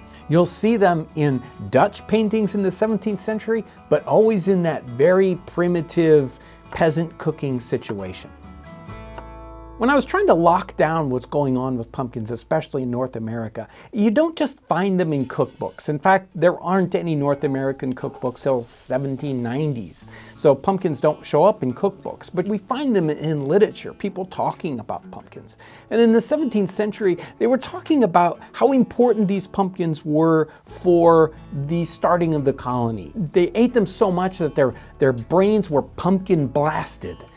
And we also see Europeans making fun of Americans for eating pumpkins. In Europe, pumpkins were just peasant food, right? Why would anybody eat a pumpkin? But it turns out that the North Americans were proud of the fact that they could survive on pumpkins. There's a book called The Dictionary of the Vulgar Tongue, which has slang terms from the late 18th century, like 1785. And the term pumpkin was someone from Boston. Why? Because they ate pumpkins all the time and were proud of it. In fact, Pumpkinshire was the Boston area. Pumpkins were also looked down upon because they were considered a lazy man's crop, kind of like potatoes. Potatoes, you shove them in soft earth and you come back at the end of the season and you dig more potatoes up. Pumpkins are even better. You take one little pumpkin seed, you plant it in a mound of earth and you make sure it's damp, and then at the end of the season there's a giant pumpkin vine and it's got 20, 30, 50 pumpkins from it. You can almost survive half a year off of a single pumpkin vine. In our time period, they didn't really separate squashes and pumpkins out too much. They considered them all basically the same thing. And most of the pumpkins they talk about being kind of green. They say they come in all kinds of shapes or even all kinds of colors. They had white ones, they had green ones, and sometimes it said when they got ripe, they turned orange. So we know that their pumpkins probably looked something like ours, but they might consider this just as much a pumpkin as something like that. So how do you cook pumpkins? Today we talk about pumpkin pies. Really, they're more like a pumpkin custard pie. But they could cook pumpkins in any number of ways. They sliced them up and fried them. They would also roast the pumpkins, maybe in an oven or under the coals. They would boil and stew the pumpkins until they turned into a soup. They might use the boiled water that you get from the pumpkins to make a wonderful moist bread. And they also did pumpkin pie, but not quite like you expected. Here's a direction for a pumpkin pie, and I've seen several descriptions of this. This is William Alice in 1752. He says, pumpkin pie. We pare and cut the pumpkins in slices, and then lay the slices in a glazed earthen pot with salt between the layers of them all night for extracting out the watery juice. Then chop them with the like quantity or less of apples, and with sugar put into the crust and bake. Pumpkins save the apples, and some like it better than apples alone. So it's really an apple and pumpkin pie all together. We're gonna make a quick pie crust today. Whole wheat flour, butter, and cold water. And the ratio is 3-to-1, flour to butter, and then just enough water to get it to hold together. You can buy your pie crust at the store, but be brave. You can do it. Make your own pie crust. Here's a 17th century reading of an English person exploring in the Florida area. He says, about an hour before sunset, we got to an Indian plantation. This was the first place we saw anything planted, being full of pumpkin vines and some small pumpkins on them. But the Spaniards were too quick for us and they got them before us. Growing up, pumpkin pie was my favorite pie. It still is my favorite pie. So I'm really interested to see what this does because I've never had one that was made anything like this. So it's fun to take one of those 18th century recipes, try it today and see how it compares. That is really, really interesting. It's got a very soft texture. It's not that pureed sort of custard texture that you're gonna get from a standard pumpkin pie. The pumpkin is very, very smooth. Even though we didn't pre-boil it or anything, it turns out really smooth. And so we have a wonderful pumpkin pie flavor with that twist of the apple in there, which brings in the sweetness. It turns out great. I continue to be fascinated by topics just like this that seem so simple and clear-cut. But when you do the research, you find out, yes, even something like the lowly pumpkin was a survival food they couldn't live without.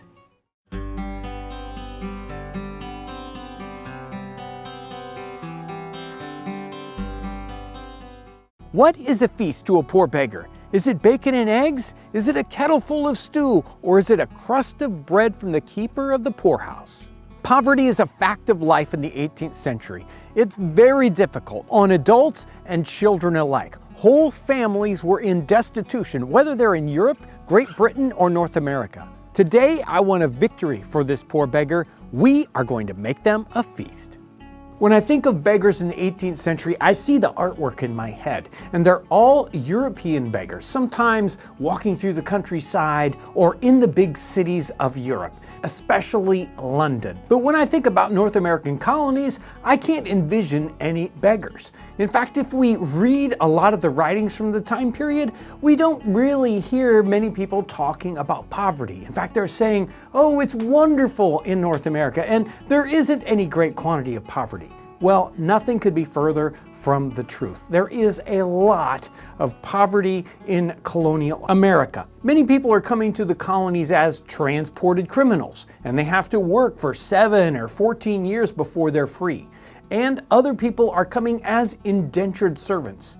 So many of these transported criminals and indentured servants, even if they survive their indentureship, never get out of poverty.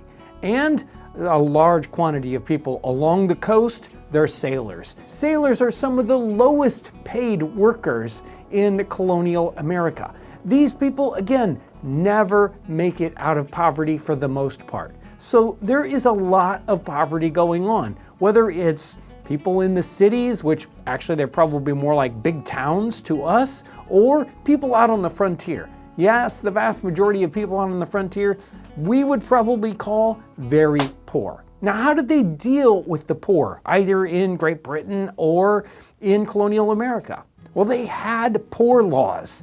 So they took up taxes, and it was part of the local government's job to take care of the destitute, the people that really needed to be fed that might starve to death.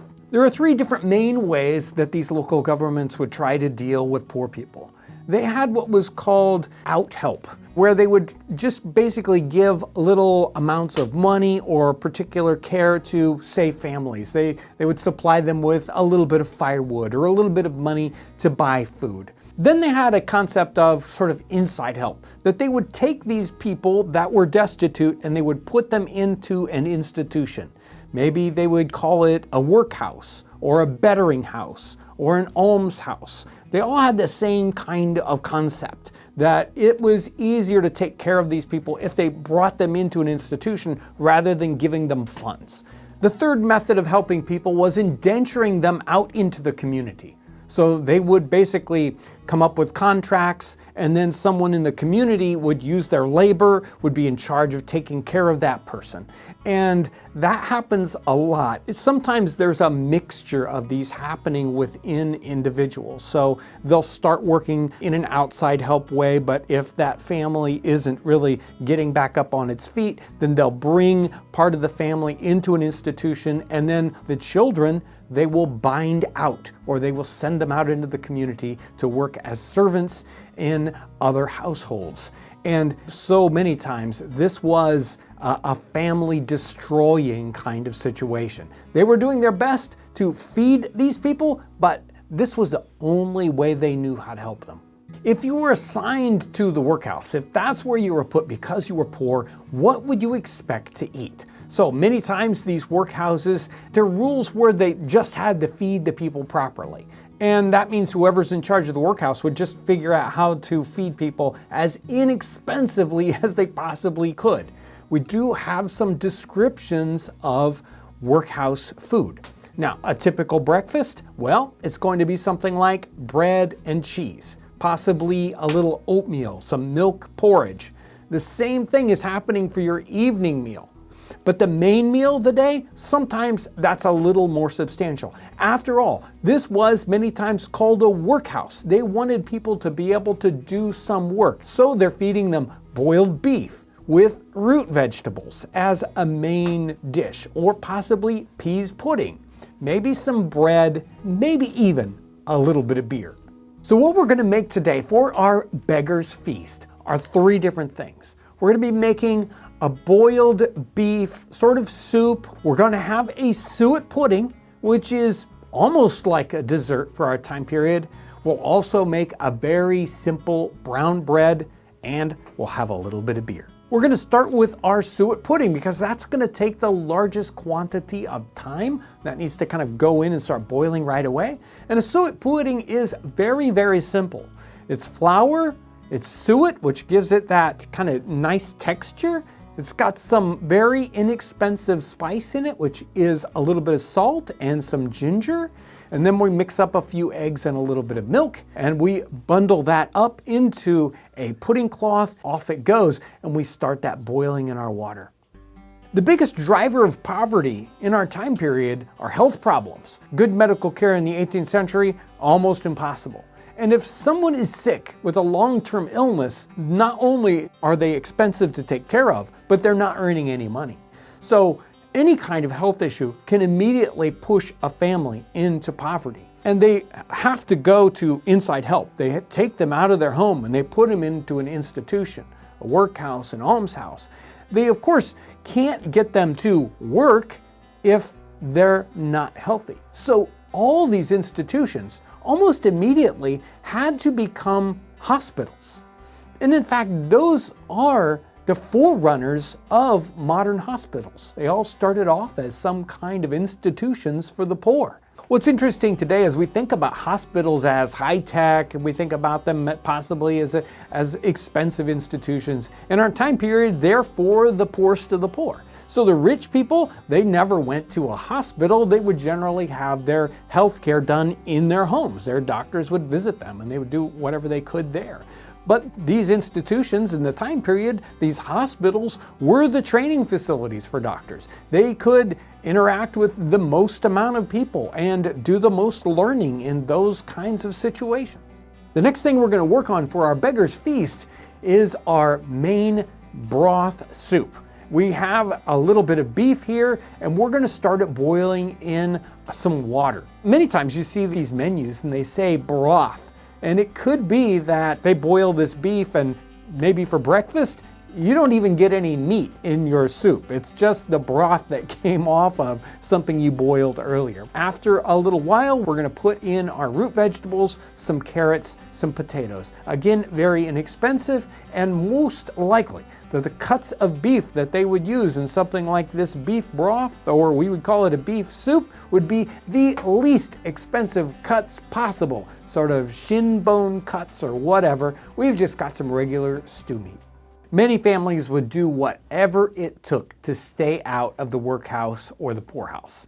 And there were different kinds of jobs people could do. You could go around, you could collect ashes, or you could collect night soil or urine at different times of the day. You could have some of the dirtiest jobs, but the jobs needed to be done. They could earn enough money to keep you out of the poorhouse. One of the reasons why you wanted to stay out of the poorhouse was because even though it was sort of like a hospital in one way, it was also like a prison in another way. They would get a criminal element in the workhouses, and they would also treat them like criminals. You couldn't necessarily, leave whenever you wanted to. And you had to do certain menial jobs when you were inside the workhouse. Maybe you would have to work up junk, which is taking apart old ropes and fraying them and working them, or doing something like trying to make shoes. They also tried working on a linen industry where they had people both spinning and weaving in the workhouse. Now, it turns out that no matter how much they tried to make these workhouses pay for themselves, they never did. They were always a money-losing proposition.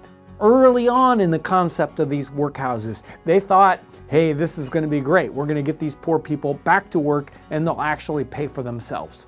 Well, that never worked. In certain communities, they would have to wear a badge. It had a red P on it, it might have the initials of your town on it, and you had to wear that on your clothes at all times. They were trying in the towns to discourage this outside help as much as possible. You were supposed to be ashamed if you had to wear the P badge around town because you got outside help. For our last recipe, we'll be doing the classic workhouse bread. This is a nice brown bread, inexpensive, no special ingredients, and very simple to make. As I was researching this topic, I thought it was interesting. It's a difficult topic. Yes, colonial America has a lot of very, very poor people in it. people that were in a begging kind of situation, destitute people in difficult situations.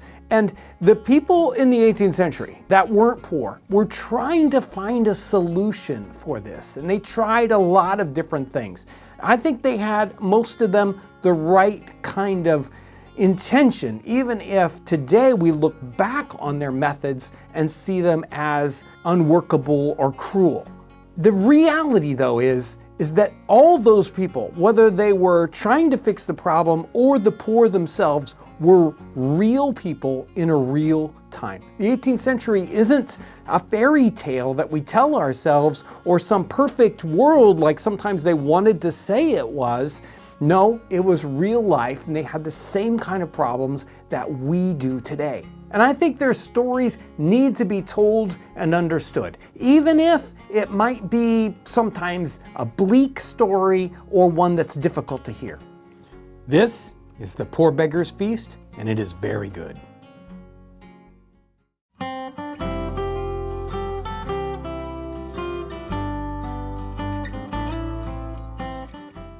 What is a feast to a rich man? Is it a table filled with food? Is it the highest quality ingredients possible? Or is it exotic foods from halfway across the world? The reality of a rich man's feast is it is all three of those things. Now, here's the problem. I've resisted making this video for a good year. We have done the beggar's feast. We've done a poor man's feast, a poor soldier's feast, a poor officer's feast. Those feast videos are easy for us to pull off because they include the ingredients and the kinds of foods that we have every day. Even something as simple as the outfit, I can easily replicate for all those other people. But a rich man in the 18th century? Well, something like a typical rich man's outfit that he would wear to a fine dinner party in the 18th century might cost $10,000. The reality is there is a giant chasm between the classes in the 18th century. There is really not a lot of middle class. There's a tremendous quantity of poor people, or very, let's say, lower class people in the 18th century. And then this tiny sliver of extremely rich people. And they lived amazing lives. And they had these amazing dinners. Here's what I can show you, and here's what's kind of interesting. For more than, say, 10 years, we've been doing these historical food episodes. And a lot of these come out of the English cookery books of the 18th century. Now, these cookery books weren't necessarily written for the rich. The rich had French chefs, and they knew exactly what they were doing. They didn't need a book to tell them how to cook fancy food.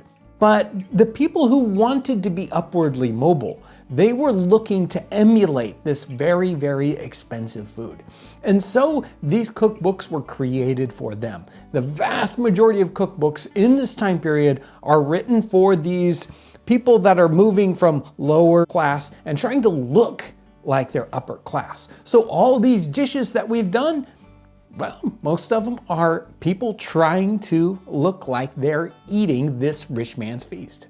So the difference tends to be this quantity and quality. The fact that we would have 2 or 3 removes. In other words, the table would fill up with food 2 or 3 times in one of these fancy rich man's feasts. But what's happening with these individual dishes?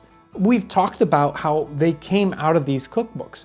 Here are the top 10 dishes that show up on the table of King George III. Chicken broth, sweet tarts, roasted capon, that's a special chicken, roast mutton, asparagus, lobster, spinach, artichokes, roast chicken, roast beef. Nothing here sounds incredible, does it? They're all probably fixed in a rather fancy way, but I mean, here they are, King George III, and he's eating, fairly plain dishes. Now, his feast is going to have all of these things on the table, plus more. Then exotic things like maybe sea turtle and all these things spiced with incredibly expensive spices and to a richness that we can't imagine. On a table with plates that each one might pay for a regular person's wages the entire year, with sterling silver silverware and expensive glasses of wine. The difference isn't necessarily in one individual dish, but in the plethora of riches that we see around us on the table. Now, we aren't going to make a table with 100 dishes. We don't have the 3 or 4 days and an army of cooks and chefs to do that. But we are going to make 3 separate dishes that you might see in a rich man's feast. We'll do a roast capon. We'll do a special spinach dish, and we'll have some amazing sweet tarts. And to drink, I have, of course, the classic dessert wine, some Madeira. We're going to be doing a roast chicken or roast capon. And they would have made this sometimes in a simple way, like we're going to do it, or very, very complicated. And in many of these fancy feasts, they would make it as complicated as they possibly could. Now, using a capon versus a chicken, that's a complication right there. You take a male chicken, and just when they start to exhibit their maleness, you neuter them, and they, of course, grow much larger and have much more tender meat. They're like a very, very large chicken of the time period. You would take this capon, and first you separate the skin from the meat of the chicken, and you stuff under that butter and herbs, and then you put bacon over the top of that, and then you cover it with paper, and we've experimented with covering with paper. For our roast chicken, we will take an onion stuck with cloves, we'll place that inside the chicken, and then we'll put it on the roasting spit and roast it over the fire. So we have this table set, and it's filled with massive quantities of food. But how is it served out? We might see particular things in our mind's eye about how this fancy meal goes on with this rich person, but we would probably be mistaken. So all the kind of service that we expect, how a fancy meal is served today, is actually something that's changed a lot from the 18th century to today. Today's style is based out of the Russian style of service that starts to become popular in the early 19th century. This idea that you're sitting at the table and here's your dishes, and fancy food comes on your dish to you, and someone serves you like that. And it's all basically on your plate, and maybe there's some food items on the table. In the 18th century, we have a different style of service called the French style of service. And that is a table that you would have your empty plate in front of you with your silverware, but all around you are dishes of food. And the entire table, in fact, is laid out with all kinds of different sorts of food all around the table. So you're surrounded with dishes, and everyone at the table is surrounded likewise. And you would take a little bit and put it on your plate and possibly serve people around you. And if you wanted something from the far side of the table, you would probably ask a footman, although that could be considered kind of rude.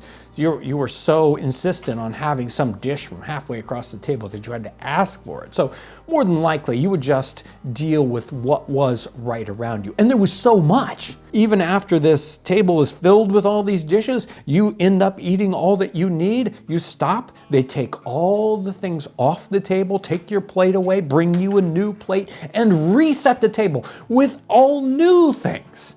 And they do that yet again for dessert. Can you imagine? For our spinach, we will do a classic 18th century version of creamed spinach inside of a French roll. We will take that spinach, we will stew it down in a little bit of water, and then we will chop it nice and small, mix in some cream, some butter, cook that up until it makes a nice creamy spinach sauce, and then we'll put that inside of a French roll, and then we'll cut that nicely so that it comes off, and then inside will be the green spinach.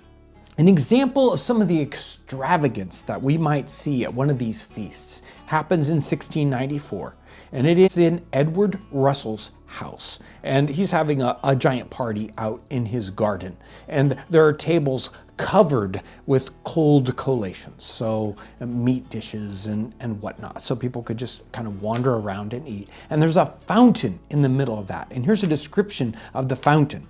In the fountain were the following ingredients: 4 hogsheads of brandy, think 200 or 300 gallons. 8 hogsheads of water, 25,000 lemons, 20 gallons of lime juice, 1,300 weight of fine white Lisbon sugar. That's very expensive in the time period. 5 pounds of grated nutmegs. Yes, 5 pounds of nutmegs. And then we have 300 toasted biscuits and a pipe of dry mountain Malaga wine. Over the fountain was a large canopy, built to keep the rain off, and built on purpose a little boat. Therein was a boy belonging to the fleet who rowed around the fountain and filled cups of the company. Yes, we have situations like this going on where people are making these extravagant sort of scenes, and they would do this especially for the dessert scene, where they might make a giant floating island. Imagine a table that's 6 feet deep and 20 feet long, and it would have a huge winter scene all done in sugar, with castles with little cannons that might fire and ships on a frozen lake. And all this is edible, well, at least sort of edible, and all just for the feast.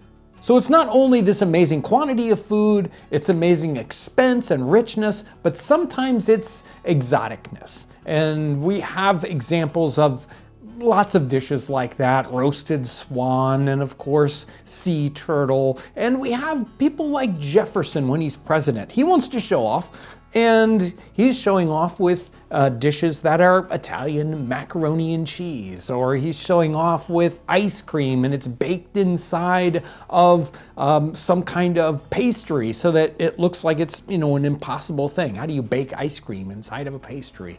Yes, they wanted to show off in every way possible. The question is, did they actually enjoy this, or was it just for show? We have this quote from the 18th century: "Dinner is one of the most wearisome English experiences, lasting as it does 4 or 5 hours." I don't know, taking 4 or 5 hours to figure out how to get through this meal, it does sound a little grueling. We will be making one of the classic but simpler dessert dishes that, yes, still shows up on the rich man's feast. We will be doing some classic, very small tarts. Just a small, tiny little pie that has preserves and a little bit of fresh fruit. That'll be easy and just oh so delectable.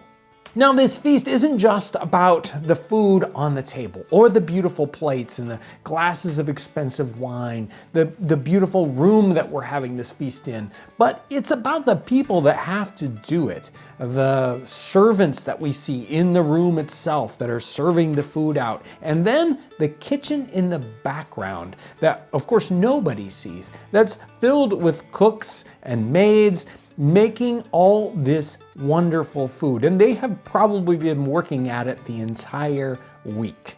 We see, let's say, a roasting fireplace, and it has roasting spits for 7 or 8 different pieces of meat roasting at the same time. One person that is just there to rotate the meat slowly as it cooks, so it's all cooked perfectly and even. And then people that are just working on the pastry for this wonderful feast, and other people that are making all the different dishes. It's hard for us to imagine the number of people it would take to pull off a feast that they would have probably 3 or 4 times a year.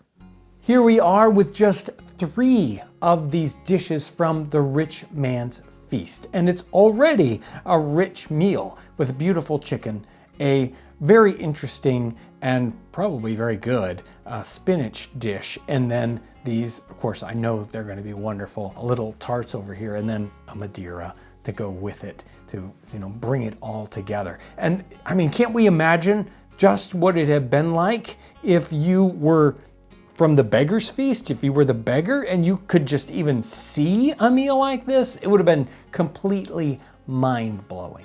Let's start with this spinach dish, and I haven't had one quite like this. And it really, really smelled good in the pan when it was cooking. And of course, going with this beautiful toasted bread. And it doesn't necessarily look amazingly appetizing, but I think one of the whole points of the dish like this is to figure out how to serve it so it does look beautiful. And it is very, very good. Spinach isn't my favorite thing, but this turned out great. The big question about the chicken here is, did it stay nice and moist? And a lot of these recipes were specifically working really hard at keeping the chicken moist, which can be hard when it's roasting over an open fire. So that many times they covered them with paper and did all sorts of tricks to keep them nice and moist. Let's try a little bit of this. And did the onion with the cloves come through in this bird? Really good question. Totally moist. Turned out great, this one. And the spices come through, even though this was sort of in the breast. As it rotates though, all those juices from the inside, especially from that onion and the cloves, get to go through the bird. That's the whole reason for turning that bird as it's cooking. So that really makes it great. And for dessert, these beautiful tarts, and I mean, you can't go wrong with these. They're basically preserves inside of a wonderful pie shell. I even went and found a particular tart paste recipe that was very, very heavy on the butter. And that's the one I used, and it turned out really, really good looking. So let's find out what it tastes like.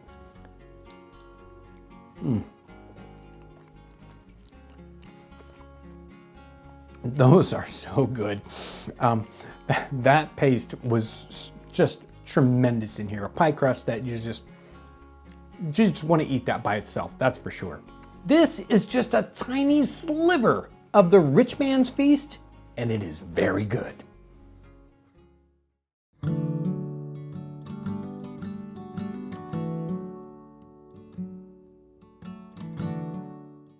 What is Christmas to a poor man 300 years ago? Is it a mountain of food and presents? Is it going outside and shooting off your guns in celebration?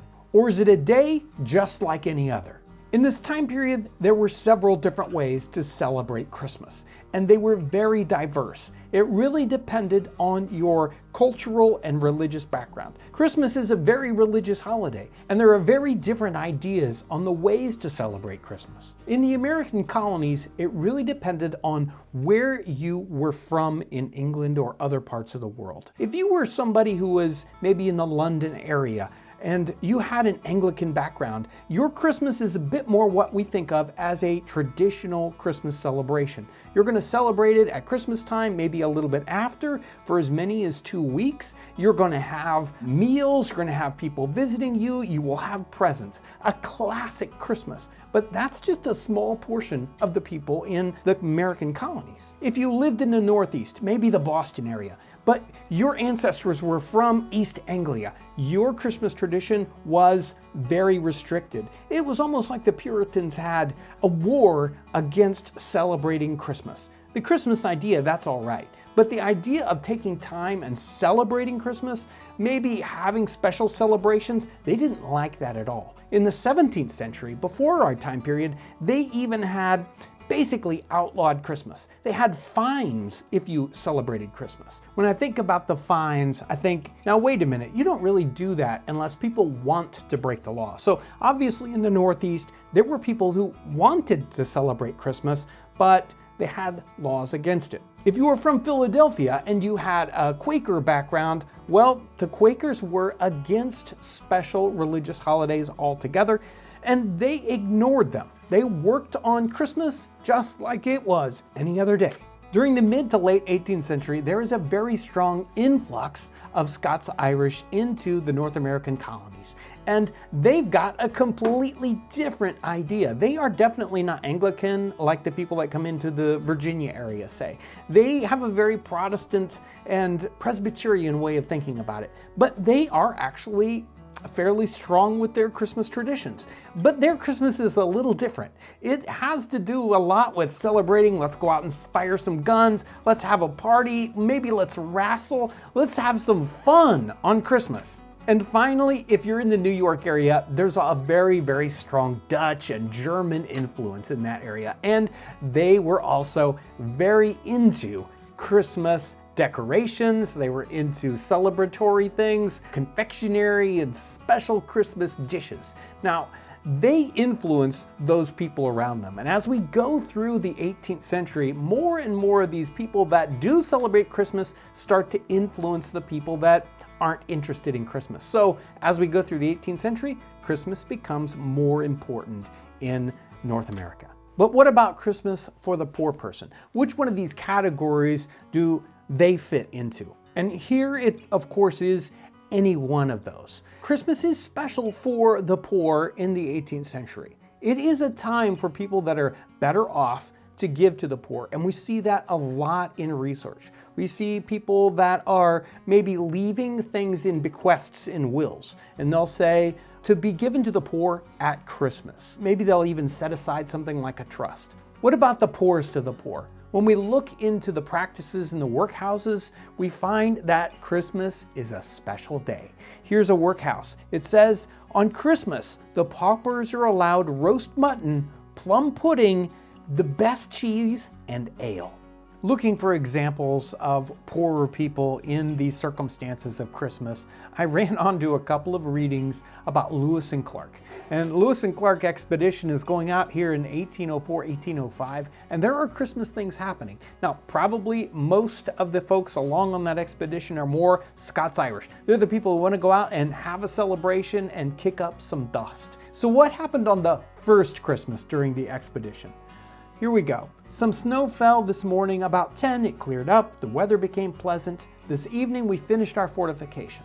Flour, dried apples, pepper, and other articles were distributed in the different messes to enable them to celebrate Christmas in a proper and social manner. Tuesday the 25th. The morning was ushered in by 2 discharges of the swivel cannon and a round of small arms fire by the whole corps. And then each man was presented with a glass of brandy, and we hoisted the American flag in the garrison. Now the second Christmas, well, this is on the way back from the coast, and they are out of supplies. So this is a very different Christmas. This morning we left our camp and moved into our huts. At daybreak, all the men paraded and fired a round of small arms, wishing the commanding officers a Merry Christmas. In the course of the day, Captain Lewis and Captain Clark collected what tobacco remained and divided it amongst those who used tobacco as a Christmas gift. To the others, they gave handkerchiefs in lieu of that. We had no spirituous liquor to elevate our spirits this Christmas, but of this we had but little need, as we were all in very good health. Rich or poor, what are the standard Christmas dishes? What's the most popular thing to eat in Christmas in the 18th century? Well, boiled puddings. Those plum puddings that we see, those are the quintessential dish, even in the poorhouse. Also, roast meat, whether it's roast mutton, roast beef, a roast chicken, a roast goose, or a turkey, all are popular for dishes on Christmas Day. And a Christmas pie is also very, very popular, and most of the time a Christmas pie here in the 18th century was a mincemeat pie. Mincemeat pie with real meat, or maybe if you're poorer, maybe a mincemeat pie without actual meat in it. And that brings me to the idea of all of these dishes. Each one of these we could make a very rich version or a very poor version. As we dig into the cookbooks, we see that very thing going on. Each one of these recipes, we will see a poor version and a rich version. We can make a plum pudding or the classic boiled pudding, and we can put very expensive ingredients in it. We can put brandy in it. We can fill it with cream and eggs to make this extra special, huge boiled pudding. Or we can make a very meager version where just water and flour and a little suet and a few raisins go into this pudding, and we can make a very poor version. One of the things that did seem to be special about Christmas was that it was a time to take off, even if you were a poor person, or in the worst situation possible, if you were in jail doing heavy labor. And that was something that was happening in the early 19th century. But Christmas Day was one of the only days you had off, that you did not have to labor hard. And even poor people, even depending on different situations here and different cultures, Christmas was one of those days that you had as a day off. As we progress through the 18th century and the early 19th century, we do get different ideas about how to deal with the poor, both in Great Britain and North America. People do want to solve this problem because there's a lot more poor people as we go through this time period. People are writing books about it, and they're coming up with ideas like workhouses and the poor houses, and they want a solution for this. But it all seems to come together at this idea of Christmas. And even if they're creating a workhouse where they're trying to make these people work all year, Christmas is the one day that they have off. And Christmas is the one day that they get a special meal. It's like they want to give them at least one day where they can forget that they're poor. It's interesting that the classic Christmas story that we all know, which is Dickens' A Christmas Carol, he's actually hearkening back to exactly this time period. England in the 1790s, maybe 1800. That's when he thinks the classic Christmas happens. And it had kind of sunken. Christmas wasn't as important, but it gets to Dickens's time. And he revives the idea of Christmas and points back to that classic Christmas of about 1800. As we look at the Cratchit family, we see that poor Christmas going on there. They still want it to be festive, and they take the whole day and make special dishes. They have the Christmas pudding, we have the roast bird, maybe we even have the mince pie in there hidden someplace, but they're taking a time, they're decorating, they're having a poor man's Christmas.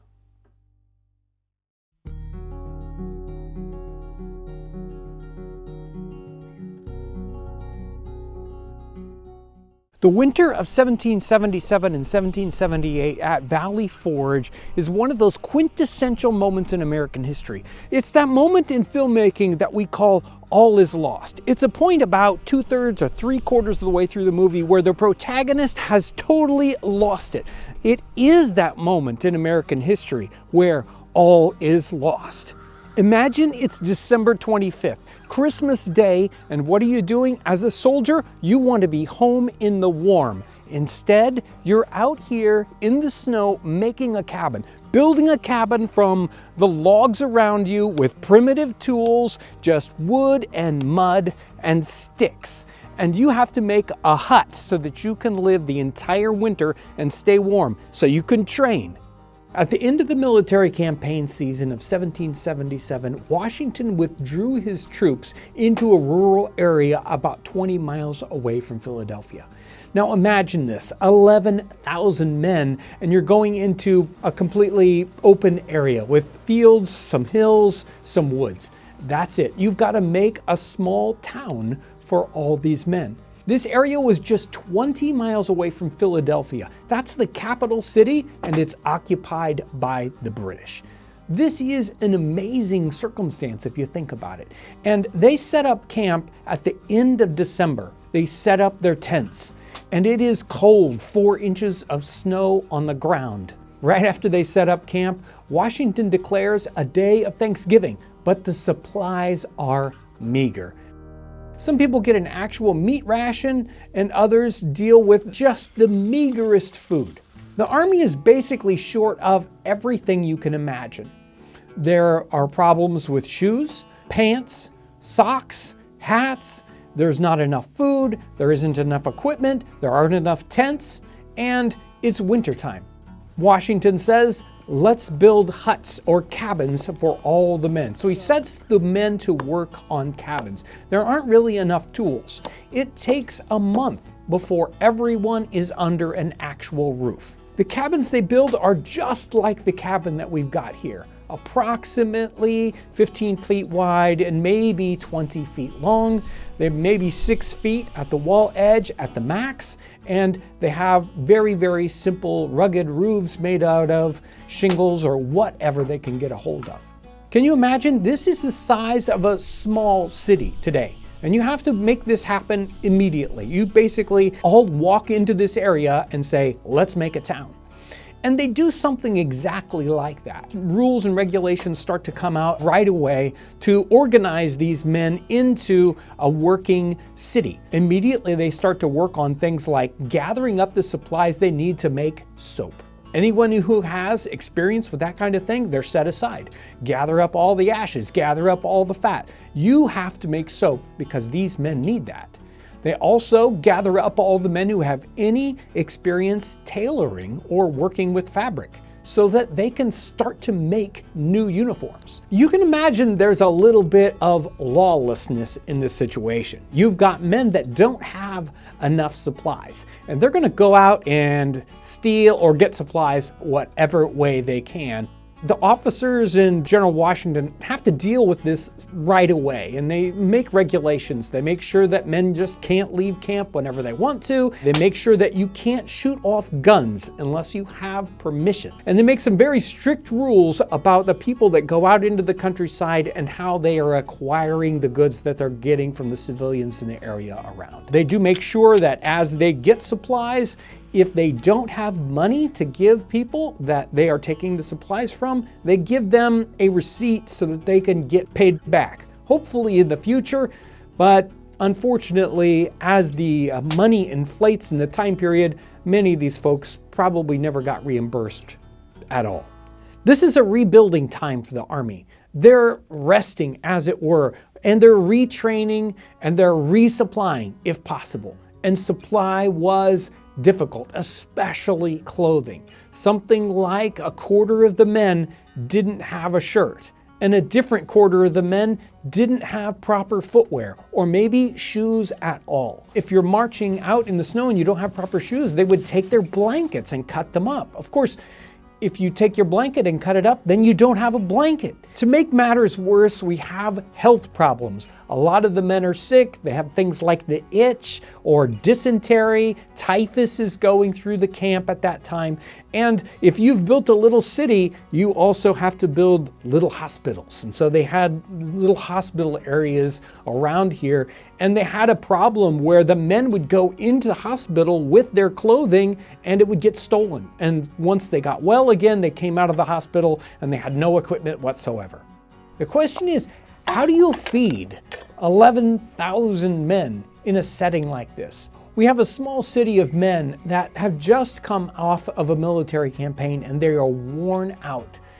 They could have possibly set up in a larger city where there were, more supplies and lots of farmers. This is very, very challenging to feed an army. We have many, many accounts of just how few supplies there were to work with. Yes, they were going out and scouring whatever they possibly could from the area, but there are complaints over and over about the amount of food. Here's a reading from a soldier to his father at home, and he's writing about being in Valley Forge. And he says, on the day appointed for the Continental Thanksgiving, we drew a half a gill of rice per man, with which our beef and flour were the dainties of our feast. And then he says, we are now about to build huts for shelter this winter. We have nothing convenient to work with. Axes are very scarce. Everything was very scarce, and food was extremely scarce. We also have a diary from a surgeon who was at Valley Forge. He was sick at this time, and his diary is just replete with depression. And he complains and complains. He's so sick he really can't eat anything, but there isn't anything to eat anyway. But he talks about the other soldiers around him. Preparations are made for huts, provisions scarce.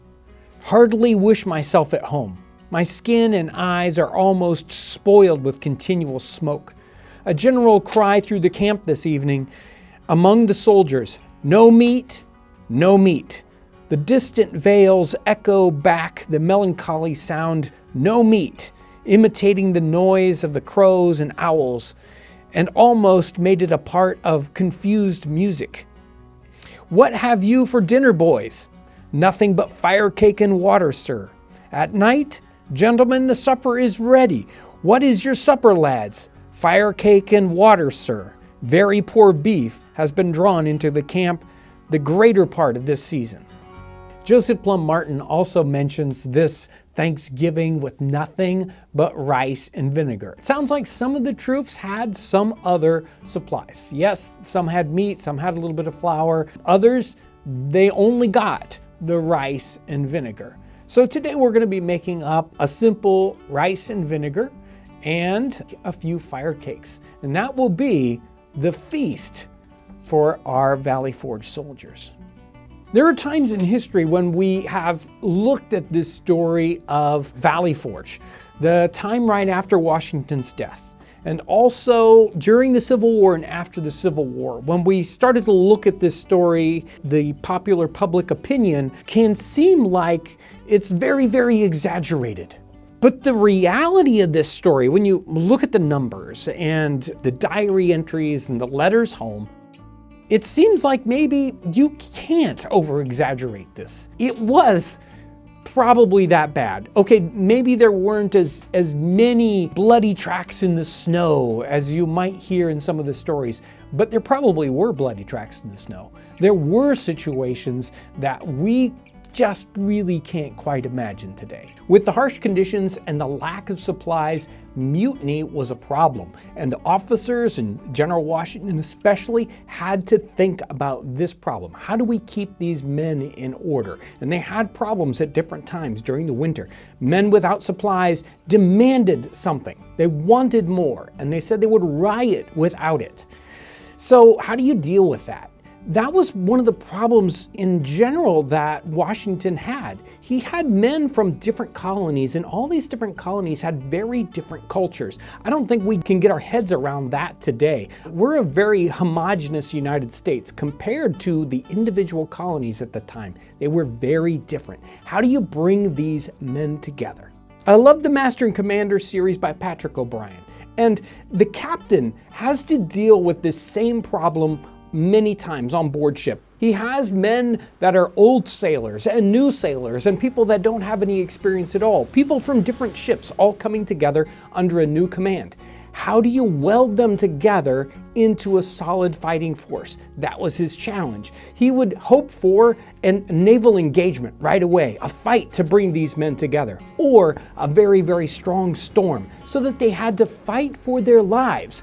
That would weld them together into a single fighting force. And I believe that's what General Washington was hoping for. A situation that is difficult for the men to get through, something they had to fight together to make it through.